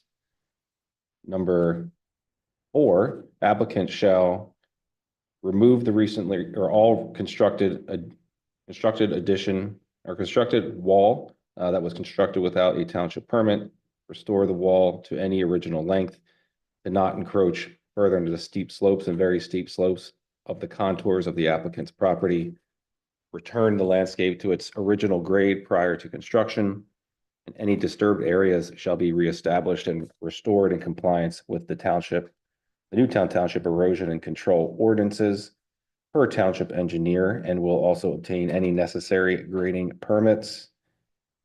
Next condition, that the applicant shall comply with all relevant federal, state, and township laws, codes, rules, regulations, and ordinances applicable to the construction. Next, that the installation and construction are subject to the direction and approval of the Newtown Township building official in accordance with the various ordinances of the township. The next 2 conditions were by agreement of the applicant, so I just want to make that clear. The building permit will be picked up and paid for, and the scheduling of initial inspections will take place within 45 days of tonight. In addition to that, which has also been an agreement by the applicant will file for a grading permit and stormwater management permit within 45 days of tonight. Did you just want to acknowledge that both of those conditions were done through your agreement? All right, and then the final one, that the relief granted shall expire and become void unless applicant applies for a building permit within 6 months of the zoning hearing board approval tonight, or extend by written request pursuant to the Township Zoning Code 172-16. Expiration of the special exception or variances extensions. And that is the conditions. There's a second? All those in favor? Aye. Aye. All right, motion carries. Good luck. Thank you. You're welcome.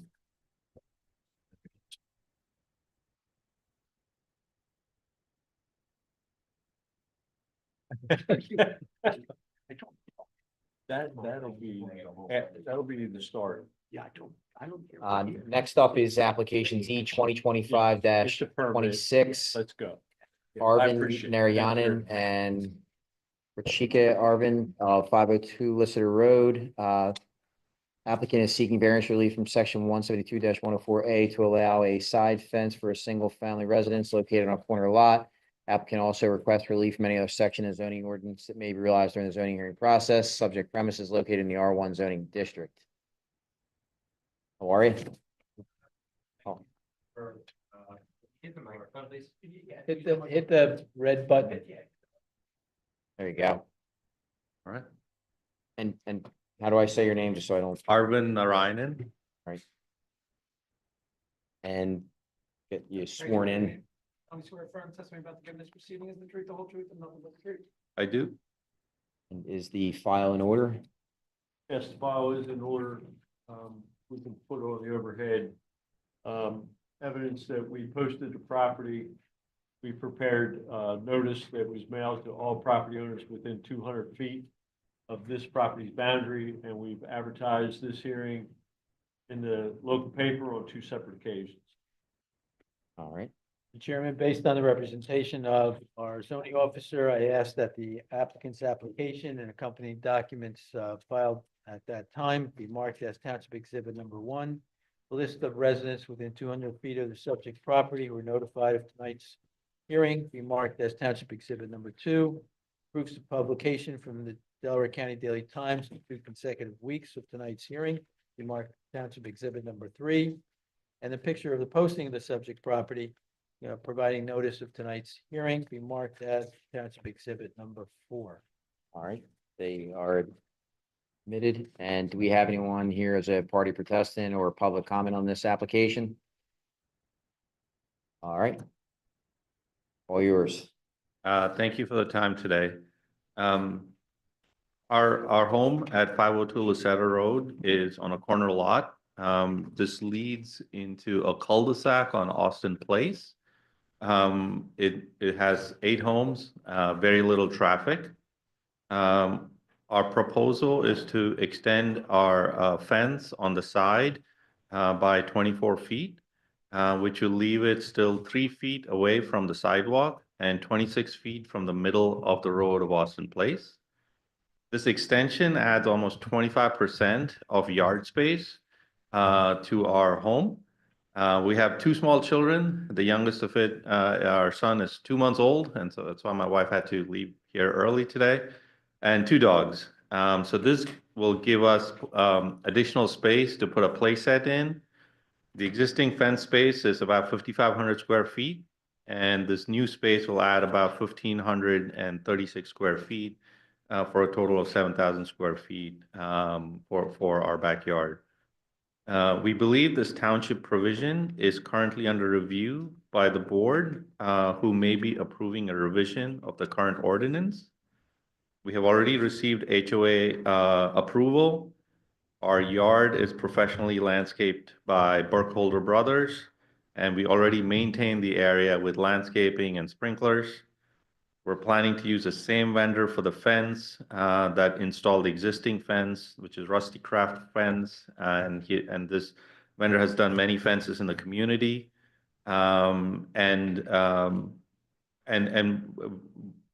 There have been multiple other properties within our community that have been approved for the extension. So that is our ask. And I'm just curious, Andy, if our new ordinance were in place, would this even be in front of us today? Well, if it were approved as it's drafted, it would not. Okay. What kind of fence is there now? It's a black metal fence. It's not solid. No, it's not solid. Our HOA does not permit any solid fences. The HOA only allows certain specific types of fences to maintain all properties to have the similar look and feel. So it's the same.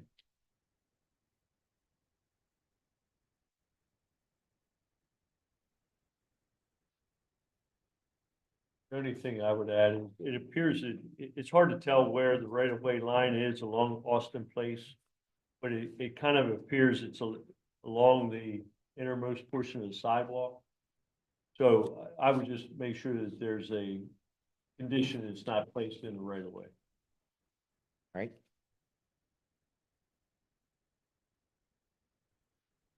Have any other questions? I'll make a motion to approve application Z 2025-26 with the condition that this fence is not in the right of way. Is there a second? And all other zoning. Thank you. This is, all those in favor? Aye. Aye. All right, motion carries. Good luck. Thank you. Thanks for having me. Yeah, sorry for the wait. All right. Thank you. All right, I think that's everything, so.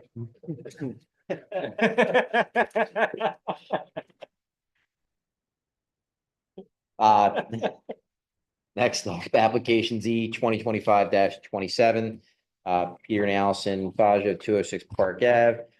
The applicant is seeking recognition of existing non-conforming lot frontage for proposed lots 1 and 2, and a determination that said non-conformity may continue. Recognition of the existing non-conformities of proposed lot 1 with respect to existing front and side yards for variance from sections 172-34B 5 and 6 for the proposed front, side, and side yards. The applicant is also seeking variances from sections 172-B1 for revised lot 1 and proposed lot 2. The applicant also requests relief from any other section of the zoning ordinance. It may be realized in the zoning hearing process. Subject premises located in the R3 zoning district. If you want to come on up.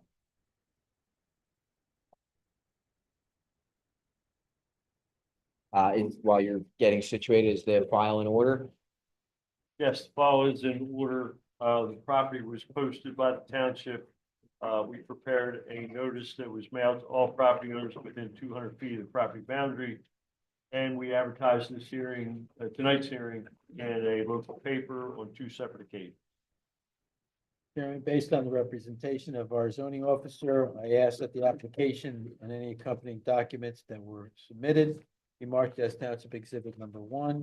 A list of residents within 200 feet of the subject property notified of tonight's hearing be noted as Township Exhibit number 2. Proofs of publication from the Delaware County Daily Times on 2 separate occasions notifying people of tonight's hearing be marked as Township Exhibit number 3. And the posting of the property on the subject property, also providing notice of tonight's hearing, be marked as Township Exhibit number 4. All right, they are admitted. And do we have anyone here as a party protestant or as a protestant? Did you receive one of the letters in the mail? Do you want to go on their record? I mean, this way it gives you the ability to appeal any decisions that are made. So just one up, just give your name and address. I think he said he didn't want to be a party protestant. He just had a question. I just said if they want to get their name on their record, is that? You protest. Yeah. right? It's just you want to be. Let's just, have let's legal get you on standing. there. I'm Peter Massaro. 2512 Florida Avenue, the neighbor, 38 years. Okay. All right. And if you want to just sit up close, so this way, if you do have a question, or you can, can ask. How does spell your last name? ASS. And I guess we'll get any witnesses sworn in now, and we'll get you guys as well back there, so.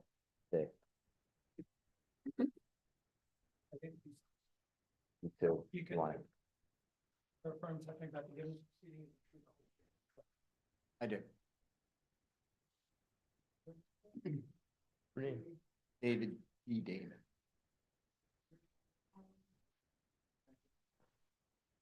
All right. Take your time. My name is Don Petrosa. I'm an attorney representing Allison and Peter Faga, the owners of the property at 4514 Florida Avenue. The property is 70 feet wide by 300 feet deep. It extends from Florida Avenue to Fairview Avenue, so it has frontage on both of those streets because it's 300 feet long. One of the unusual factors about this property that you'll hear about is that there are two existing dwellings. It's a single tax parcel, so it's a single lot, but there are two existing dwellings on the property. The property that is close to Florida Avenue is the larger of the two properties, and that was built in 1920. And the smaller property, which is kind of in the middle of the property lengthwise, is that was built before the property built in 1920.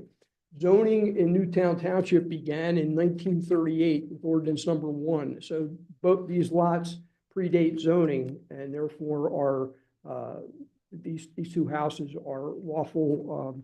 It's a very unusual situation where we have two lawful dwellings on one single parcel. The applicants propose to demolish the smaller dwelling, subdivide the property into two lots of 10,500 square feet each. The total property is 21,000 square feet. The R3 district requires a minimum lot area of 12,000 square feet. So we're applying for a variance for minimum lot area. We've also, the lot is 70 feet wide. The ordinance requires width or frontage of 80 feet in the R3 district. So we're asking for either recognition of that as an existing non-conforming condition, or alternatively, a variance from minimum lot width or lot frontage. You'll hear a little more detail, and there's a lot more detail in my addendum that was submitted with the application. I'll hand up copies of those in case you don't have copies of the application. But the Lot 1 is the northern lot, or the lot closer to Florida Avenue. And the house on Lot 1 is about 20.9 feet from the road. So it's an existing non-conforming front yard. It's also an existing non-conforming side yard on the east side. The smaller house is a non-conforming side yard where it's, I think, 0.9 feet from the western property line. So it's less than a foot, and it's obviously non-conforming. And when you add the two of them together, you wind up with a non-conforming aggregate side yard of like 3.4 feet. So what we're by the proposal, which is to create the two lots and build a new house on Lot 2, will eliminate, I believe, three of the five existing nonconformities. The two that wouldn't be eliminated would be the front yard setback on proposed Lot 1 for the larger house, and the side yard setback on the east side for the larger house. We've got two witnesses. David Damon, who is a civil engineer, will testify first, and then Allison Faga will testify briefly. She is a resident. She and her husband, Peter, are residents of Florida Park. They don't live at this property, but they live on Park Avenue at 206 Park Avenue. So they're very familiar, obviously, with the neighborhood. Allison is also a licensed real estate agent. With that, I'd like to hand up exhibit packets. I have all the exhibits pre-marked. I'll hand up a personnel list that has everybody's name. And I'll also hand up a copy of the petition that I filed, which has the addendum that gives the detail on the specific sections we're asking for relief from.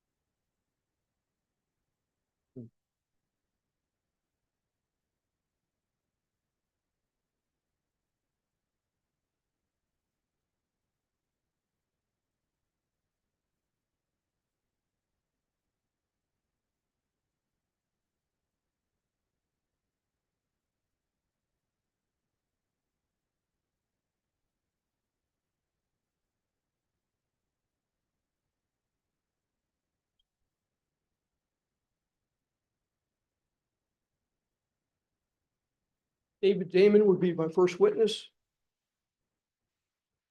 You've been sworn. Yes, you have been sworn. Okay.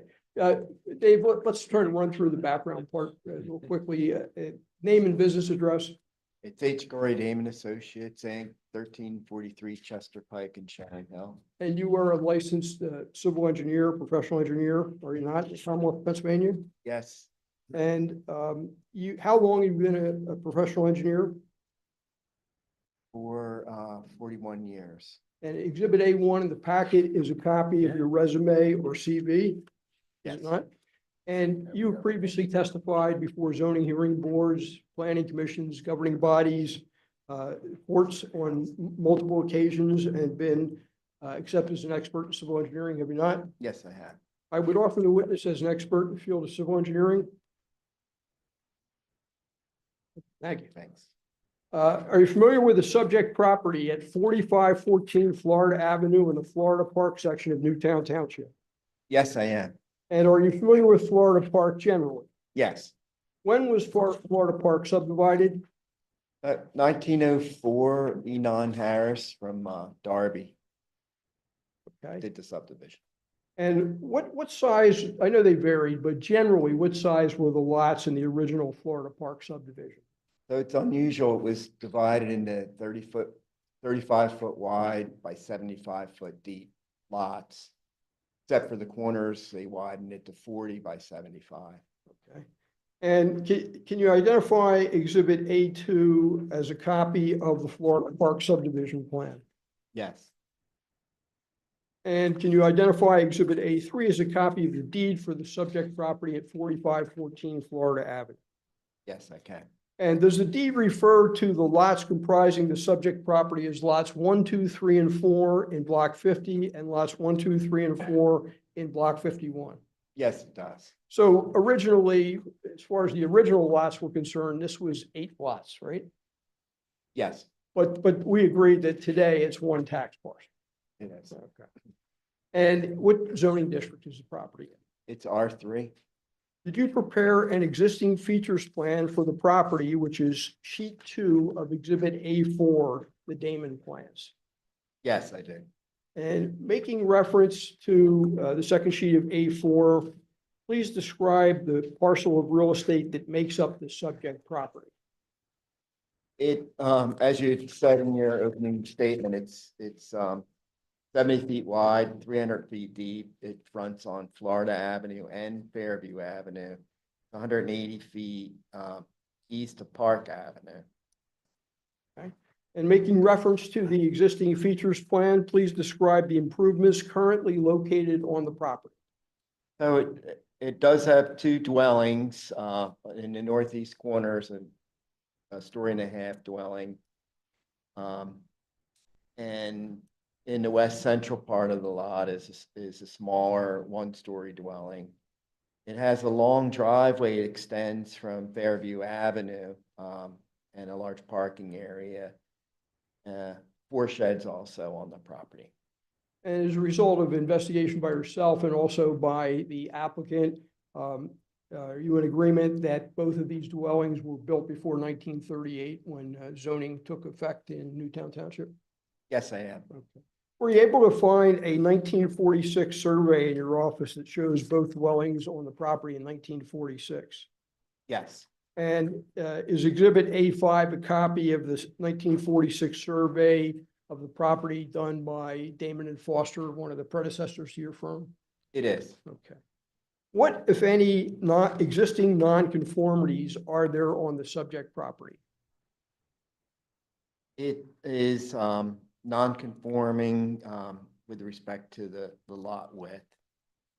The building, the 1.5-story building that's in the northeast corner has a non-conforming front yard of 20.9 feet and side yard of 2.5 feet. The dwelling that's located in the west side has a non-conforming side yard of 0.9 feet, and that gives a non-conforming aggregate side yard for the property of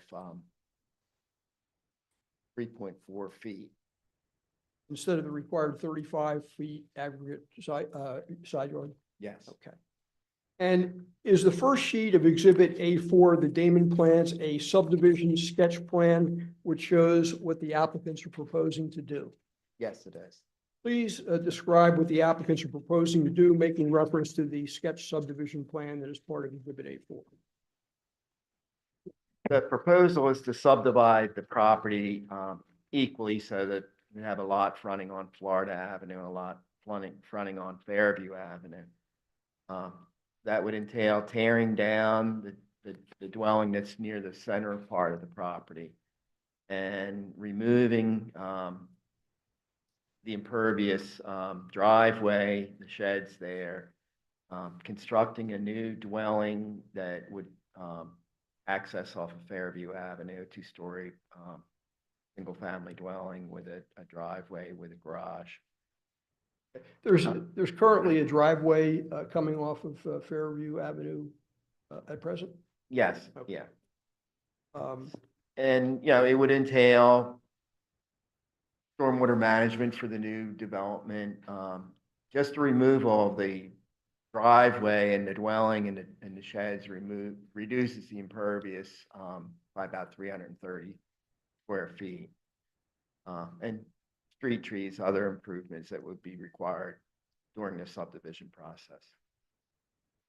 Does other than the zoning issues that we've mentioned in our application, does the proposed subdivision plan comply with all other area and bulk requirements and use requirements of the zoning ordinance?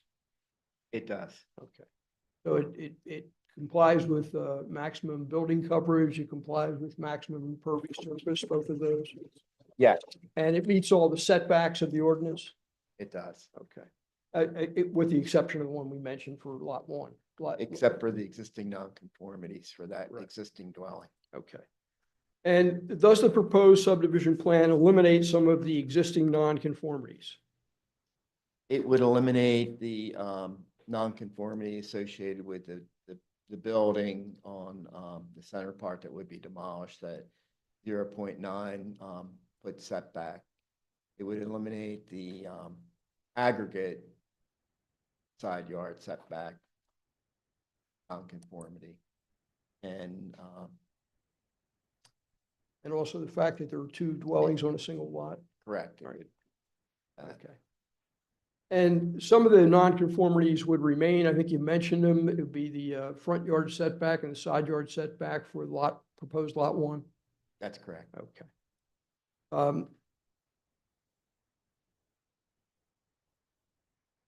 I think the specific zoning relief that we've requested is set forth on page 2 of the addendum attached to the zoning hearing board application. Is that right? Yes. Could you summarize the relief we requested? It would be for the recognition of the existing nonconformities of the lot frontage, the setback nonconformities for the existing dwelling on lot one. And it would be variances from, for lot 1 and 2 to have a lot area of 10,500 square feet in lieu of the required 12,000 square feet. If needed, the lot frontage of 70 feet, required 8. And can you please review Exhibit A6, which is the aerial photo of Florida Park, and describe what that shows? It shows the subject property situated just below where Florida Avenue is illustrated on the plan. And shows the long driveway, again, situated just above where Fairview Avenue is situated on the plan. And then shows the adjoining parcels and improvements in that vicinity. Are there many other lots of less than 12,000 square feet existing in Florida Park today? We looked at public records and the associated deeds and found within 1,000 feet of this site, there appear to be 11 properties that are less than 12,000 square. And directing your attention to Exhibit A7, the tax map, did you mark some of those properties on the tax map? Yes, Now, are you generally familiar with the standards for variances set forth in section 910.2 of the MPC?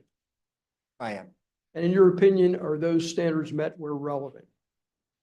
They are. Just to touch on a few of those, what are the physical circumstances or conditions of the property which create a hardship and support the request for the variances? The property's very narrow and deep, very long, 300 feet, running on both streets. Okay, and also the fact that it has the two existing dwellings as an existing condition, right? That's correct. In your opinion, will the authorization of the relief requested enable reasonable use of the property? It will. In your opinion, will the variances, if authorized, alter the essential character of the neighborhood or district in which the property is located, or substantially or permanently impair the appropriate use or development of adjacent property, or be detrimental to the public welfare? In my opinion, it will be an improvement to the adjoining property. Are the variances requested the minimum variances that will afford relief and represent the least modification of the regulations in issue? They are the minimum. I meant to ask you, is there an existing sewer lateral coming from Fairview onto the property? Yes, there is, and properties will be served by public sewer. Is there anything else that you would like to add, Mr. Damon? And again, just, there will be, an improvement in stormwater runoff based on the fact that there's no management right now, and development with a new home there will require stormwater management. The project itself is reducing the impervious from what it is now. Do you believe the project will have any detrimental impact on the neighborhood? No, not at all. Do you think it will be an improvement? It would be an improvement. Those are all the questions I have, Mr. Damon.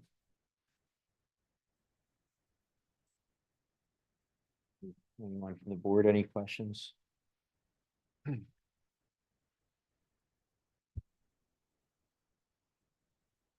Andy, any questions? I don't think.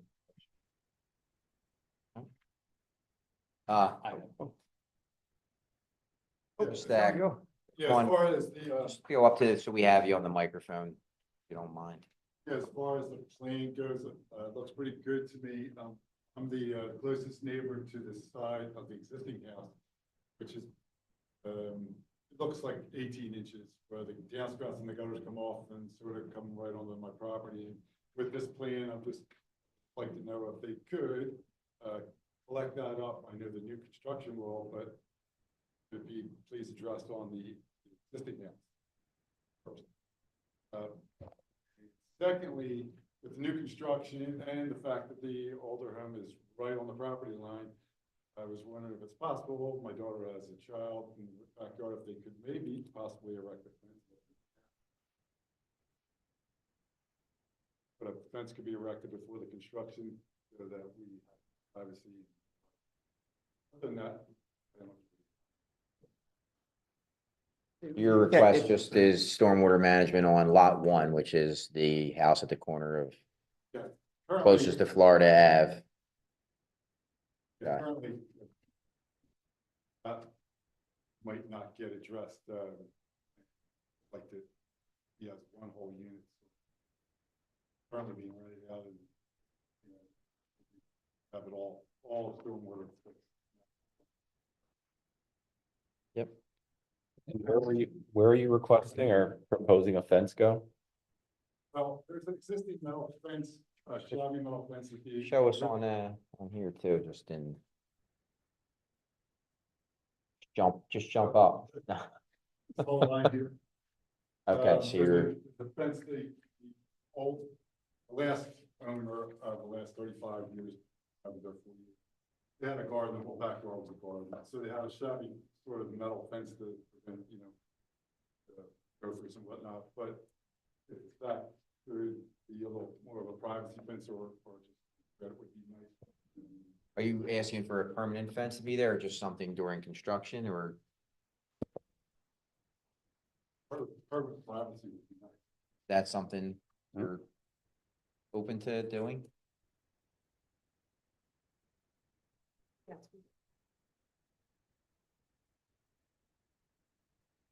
Problem. Both of those requests, the stormwater on lot one and the fence? I think the intent would be to direct it so it doesn't discharge right to the property line, not necessarily providing stormwater management, just. Makes sense. I think you're talking about the downspout. Right. That's right, yep. Referring to the downspouts that Yep. are coming onto Right. our property, Yeah. rather than maybe just turning them into something. Pipe them away. Just pipe them away. Right. Not any Something The again whole that you're open system. to? Yep. big infrastructure. You almost had big infrastructure in there, so. This privacy fence, what's the length? There a designated length of the fence? Length of the whole property line? There's currently a privacy fence, it's The rear of the top lot, I guess it's called, partial one there. maybe But what, where the 5 house, foot? yeah. So, Where the and new- then, and where the new construction would go all the way down the lot, so that section, so where there is, like, it would preserve a little bit of privacy for our lot. Considering there are also going to be some structures that otherwise provided privacy, and then there will be another existing structure that will butt right up against our property, so it would be, instead of a big mass, if there could be something What, negotiated. what side of the lot is that? East, west? East. East.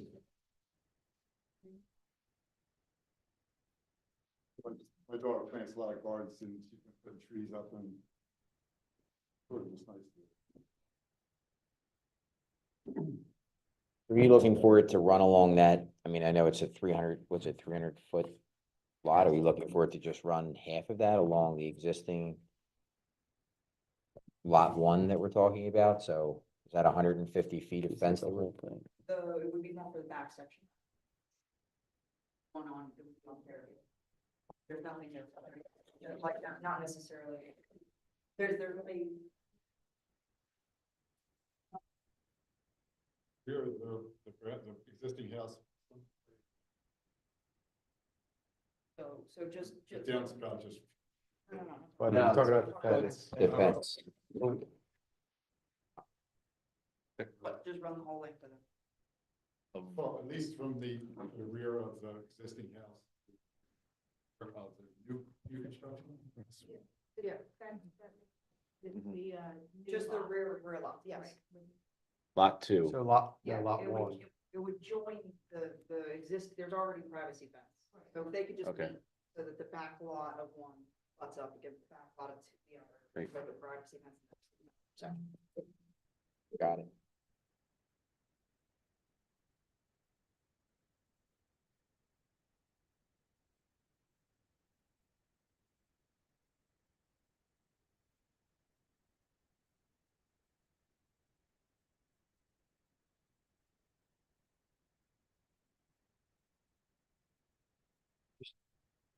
To be clear, yeah, we're talking about 150 feet of fence there. Making sure you guys understand that.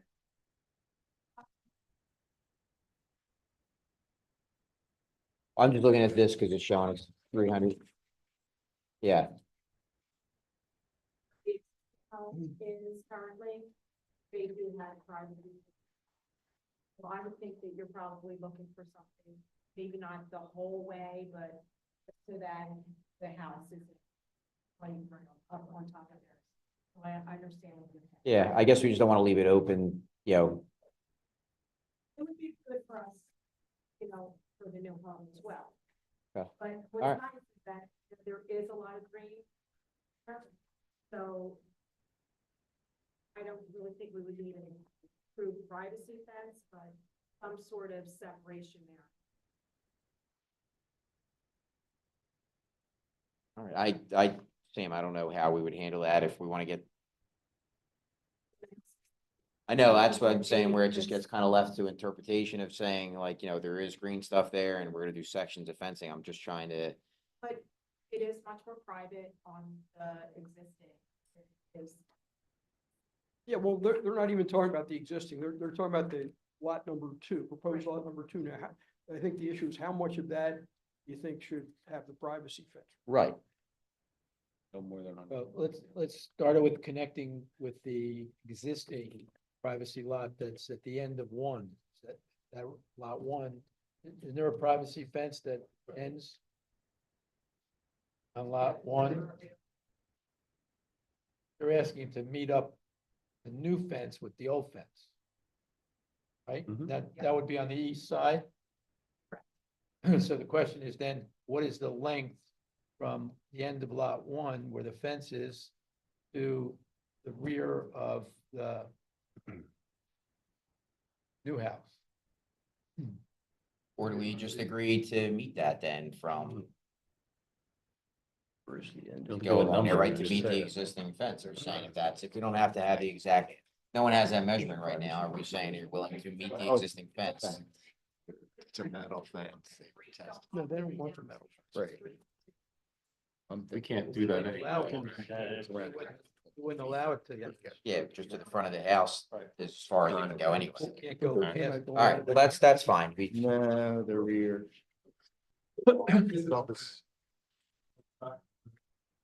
Well, it can't go, Ask you a question, just, I think we're all just trying to understand how to word this. If we go from the end of the existing fence to the back of the new house, that's about 120 feet. Is that what you're talking about? Yeah. Does that work? Yeah, preserve a little bit of the existing privacy. Especially with new construction and afterwards. there we go. So about 120 feet. All right, let's keep going. Oh, sorry. Allison Vaga, unless anybody had any other questions for Mr. David. Allison? What is your address? Park Avenue. And that's in the Florida Park section, of course, is it? And are you and your husband also the owners of the property at 4514 Florida Avenue? And are you a licensed real estate agent? And are you very familiar with Florida Park neighborhood, both in your personal and professional capacities? Okay. You did your own exhibit A8 you prepared. I listed it on the exhibit sheet as Allison's list of nearby undersized lots. And you were looking just in the immediate area of your property, right? And does that show the list, is that a list of nearby undersized lots? Yeah. And are those lots that you've listed on that list, A8, are they all developed with houses? Okay. This small lot, we have 5,000. The rules have changed. Two of those. Okay. And directing your attention to Exhibit A9, which I've labeled as Allison's marked up tax maps. Again, you were concentrating on the area immediately around the subject property, and you colored in the lots that were undersized, less than 12,000 square feet in that area as well, all right? Now, on that Exhibit A9 is 4514 Florida Avenue, the property outlined in red. Do you need a copy of that?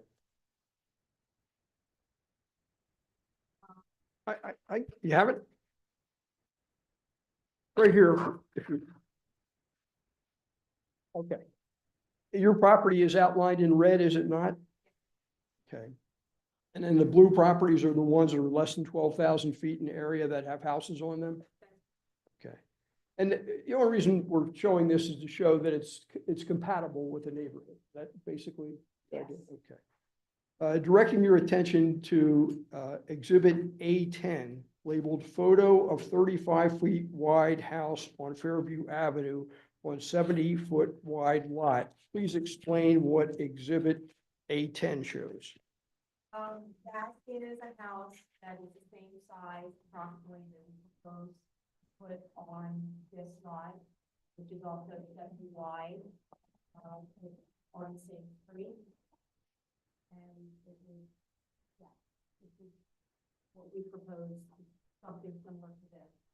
So it would look the same with the, you know, the grassy front and the same side. But it might not be that exact house? No, this is Okay. just one that is existing in the neighborhood, it's about 10 years old, it was built 10 years ago, and it is on a 70 wide lot, Okay. and that house is. Okay, now I'm going to show you what's marked Exhibit A11. And I would point out to the board, there are actually two, they're pretty similar, but one's a direct front-on view and the other one shows a little bit of the side. What is Exhibit A11? This is a house that we proposed to build there. This is 35 wide, and it is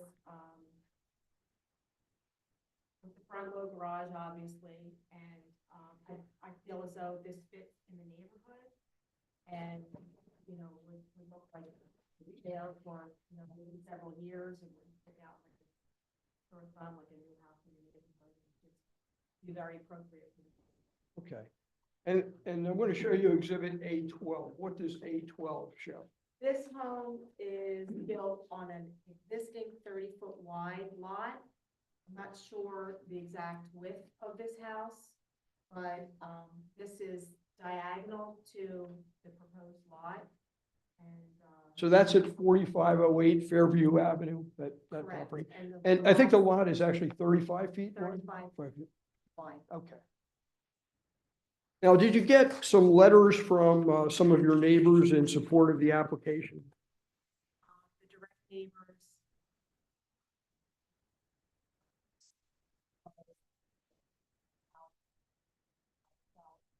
So why don't you, About that. this is Exhibit A13. Just tell us who they, the name and address of each of the letter in support. The board has copies of it. Okay, Laura Kane, she is the neighbor to one side of this house, and Steve McCall, he's the neighbor on the other side, and also the Bisels, which are on the other side from Sarah's. Is there anything that you would like to add, Allison? No, I just think that, you know, there's two homes on this lot, and, you know, they're older homes. And, you know, like the neighborhood it's an eclectic neighborhood where there's many older homes just because of the history of Florida Park, where, you know, it was a place where people from the city came to vacation. So there's a lot of small homes. Some of them didn't have heat at one point in time, so they've been expanded. There's been new construction there. And I think this would fit nicely in the home. I think in the neighborhood, I think it would be an improvement.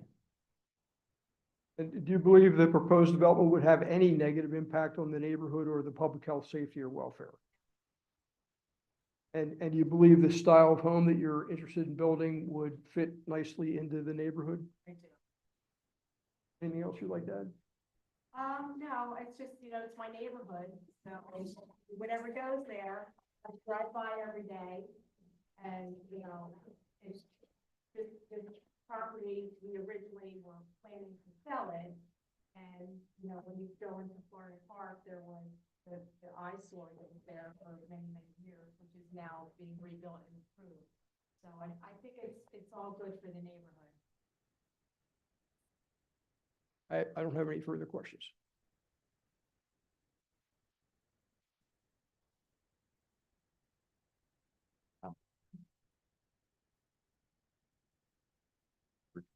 Sam, can you help understand, are we looking at this as a recognition or interpretation of the front yardage, or are we doing a variance?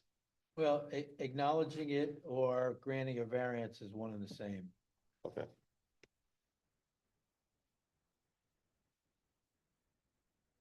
You go ahead and make a motion. Yeah. I'd like to make a motion to approve application Z 2025-27. Granting a variance for sections 172-34, section B 5 and 6 for the proposed front and side yards, and also granting a variance for section 172-B1 for the revised Lot 1 and proposed Lot 2. Two conditions which the applicant has agreed to tonight. They agreed to divert the existing downspouts and drainage from the existing dwelling on Lot 1 away from the neighbors, and also agreed to extend the existing fence currently on Lot 1, extending that to around 120 feet to the rear of the new home being proposed on Lot 2. Is there, oh. Yeah, Is that accurate? Could I just, sorry, no. two very short, matters. One, I think you did say, and I'm sorry, I didn't have it in front of me at the time, I missed it. 172-34B1, for the 10,500 square foot lot, so the variance from the minimum lot That's area. right. And Yep. also the, lot frontage of, 70 feet instead of 80, okay? The only other thing I'd like to ask is if the board would consider giving us 1 year to obtain the building permit instead of 6 months. The ordinance says that unless extended by the board, and it means you can grant initially a larger period of time. And just for personal reasons, we think we might need the year or two to actually get the building permit. I don't have a problem with that. If that one less case 6 months from now. Yeah. You want to throw that in there then in addition to what, Joe Silk has already read off, is there a second? All those in favor? Aye. Aye. Aye. All right, motion carries. Good luck. Thank you very much. Thank you. Thanks for being so patient a long night. Meeting. Oh, wait, we do have one more, yes. So we have to make a motion for a 6-month extension on application and 2022-32. yep, sorry, Z 2022-32 for Thomas Pereira, and it's a 6-month extension, right? 32 or 35? I have 32. I'm reading off of his letter. Making a motion for a 6-month extension on Z 2022-32. Is there a second? Second. All those in favor? Aye. Aye. Can we talk about till? February, whatever the date. What the date is. All right, motion carries. Today's. Meeting adjourned. Gavel, gavel.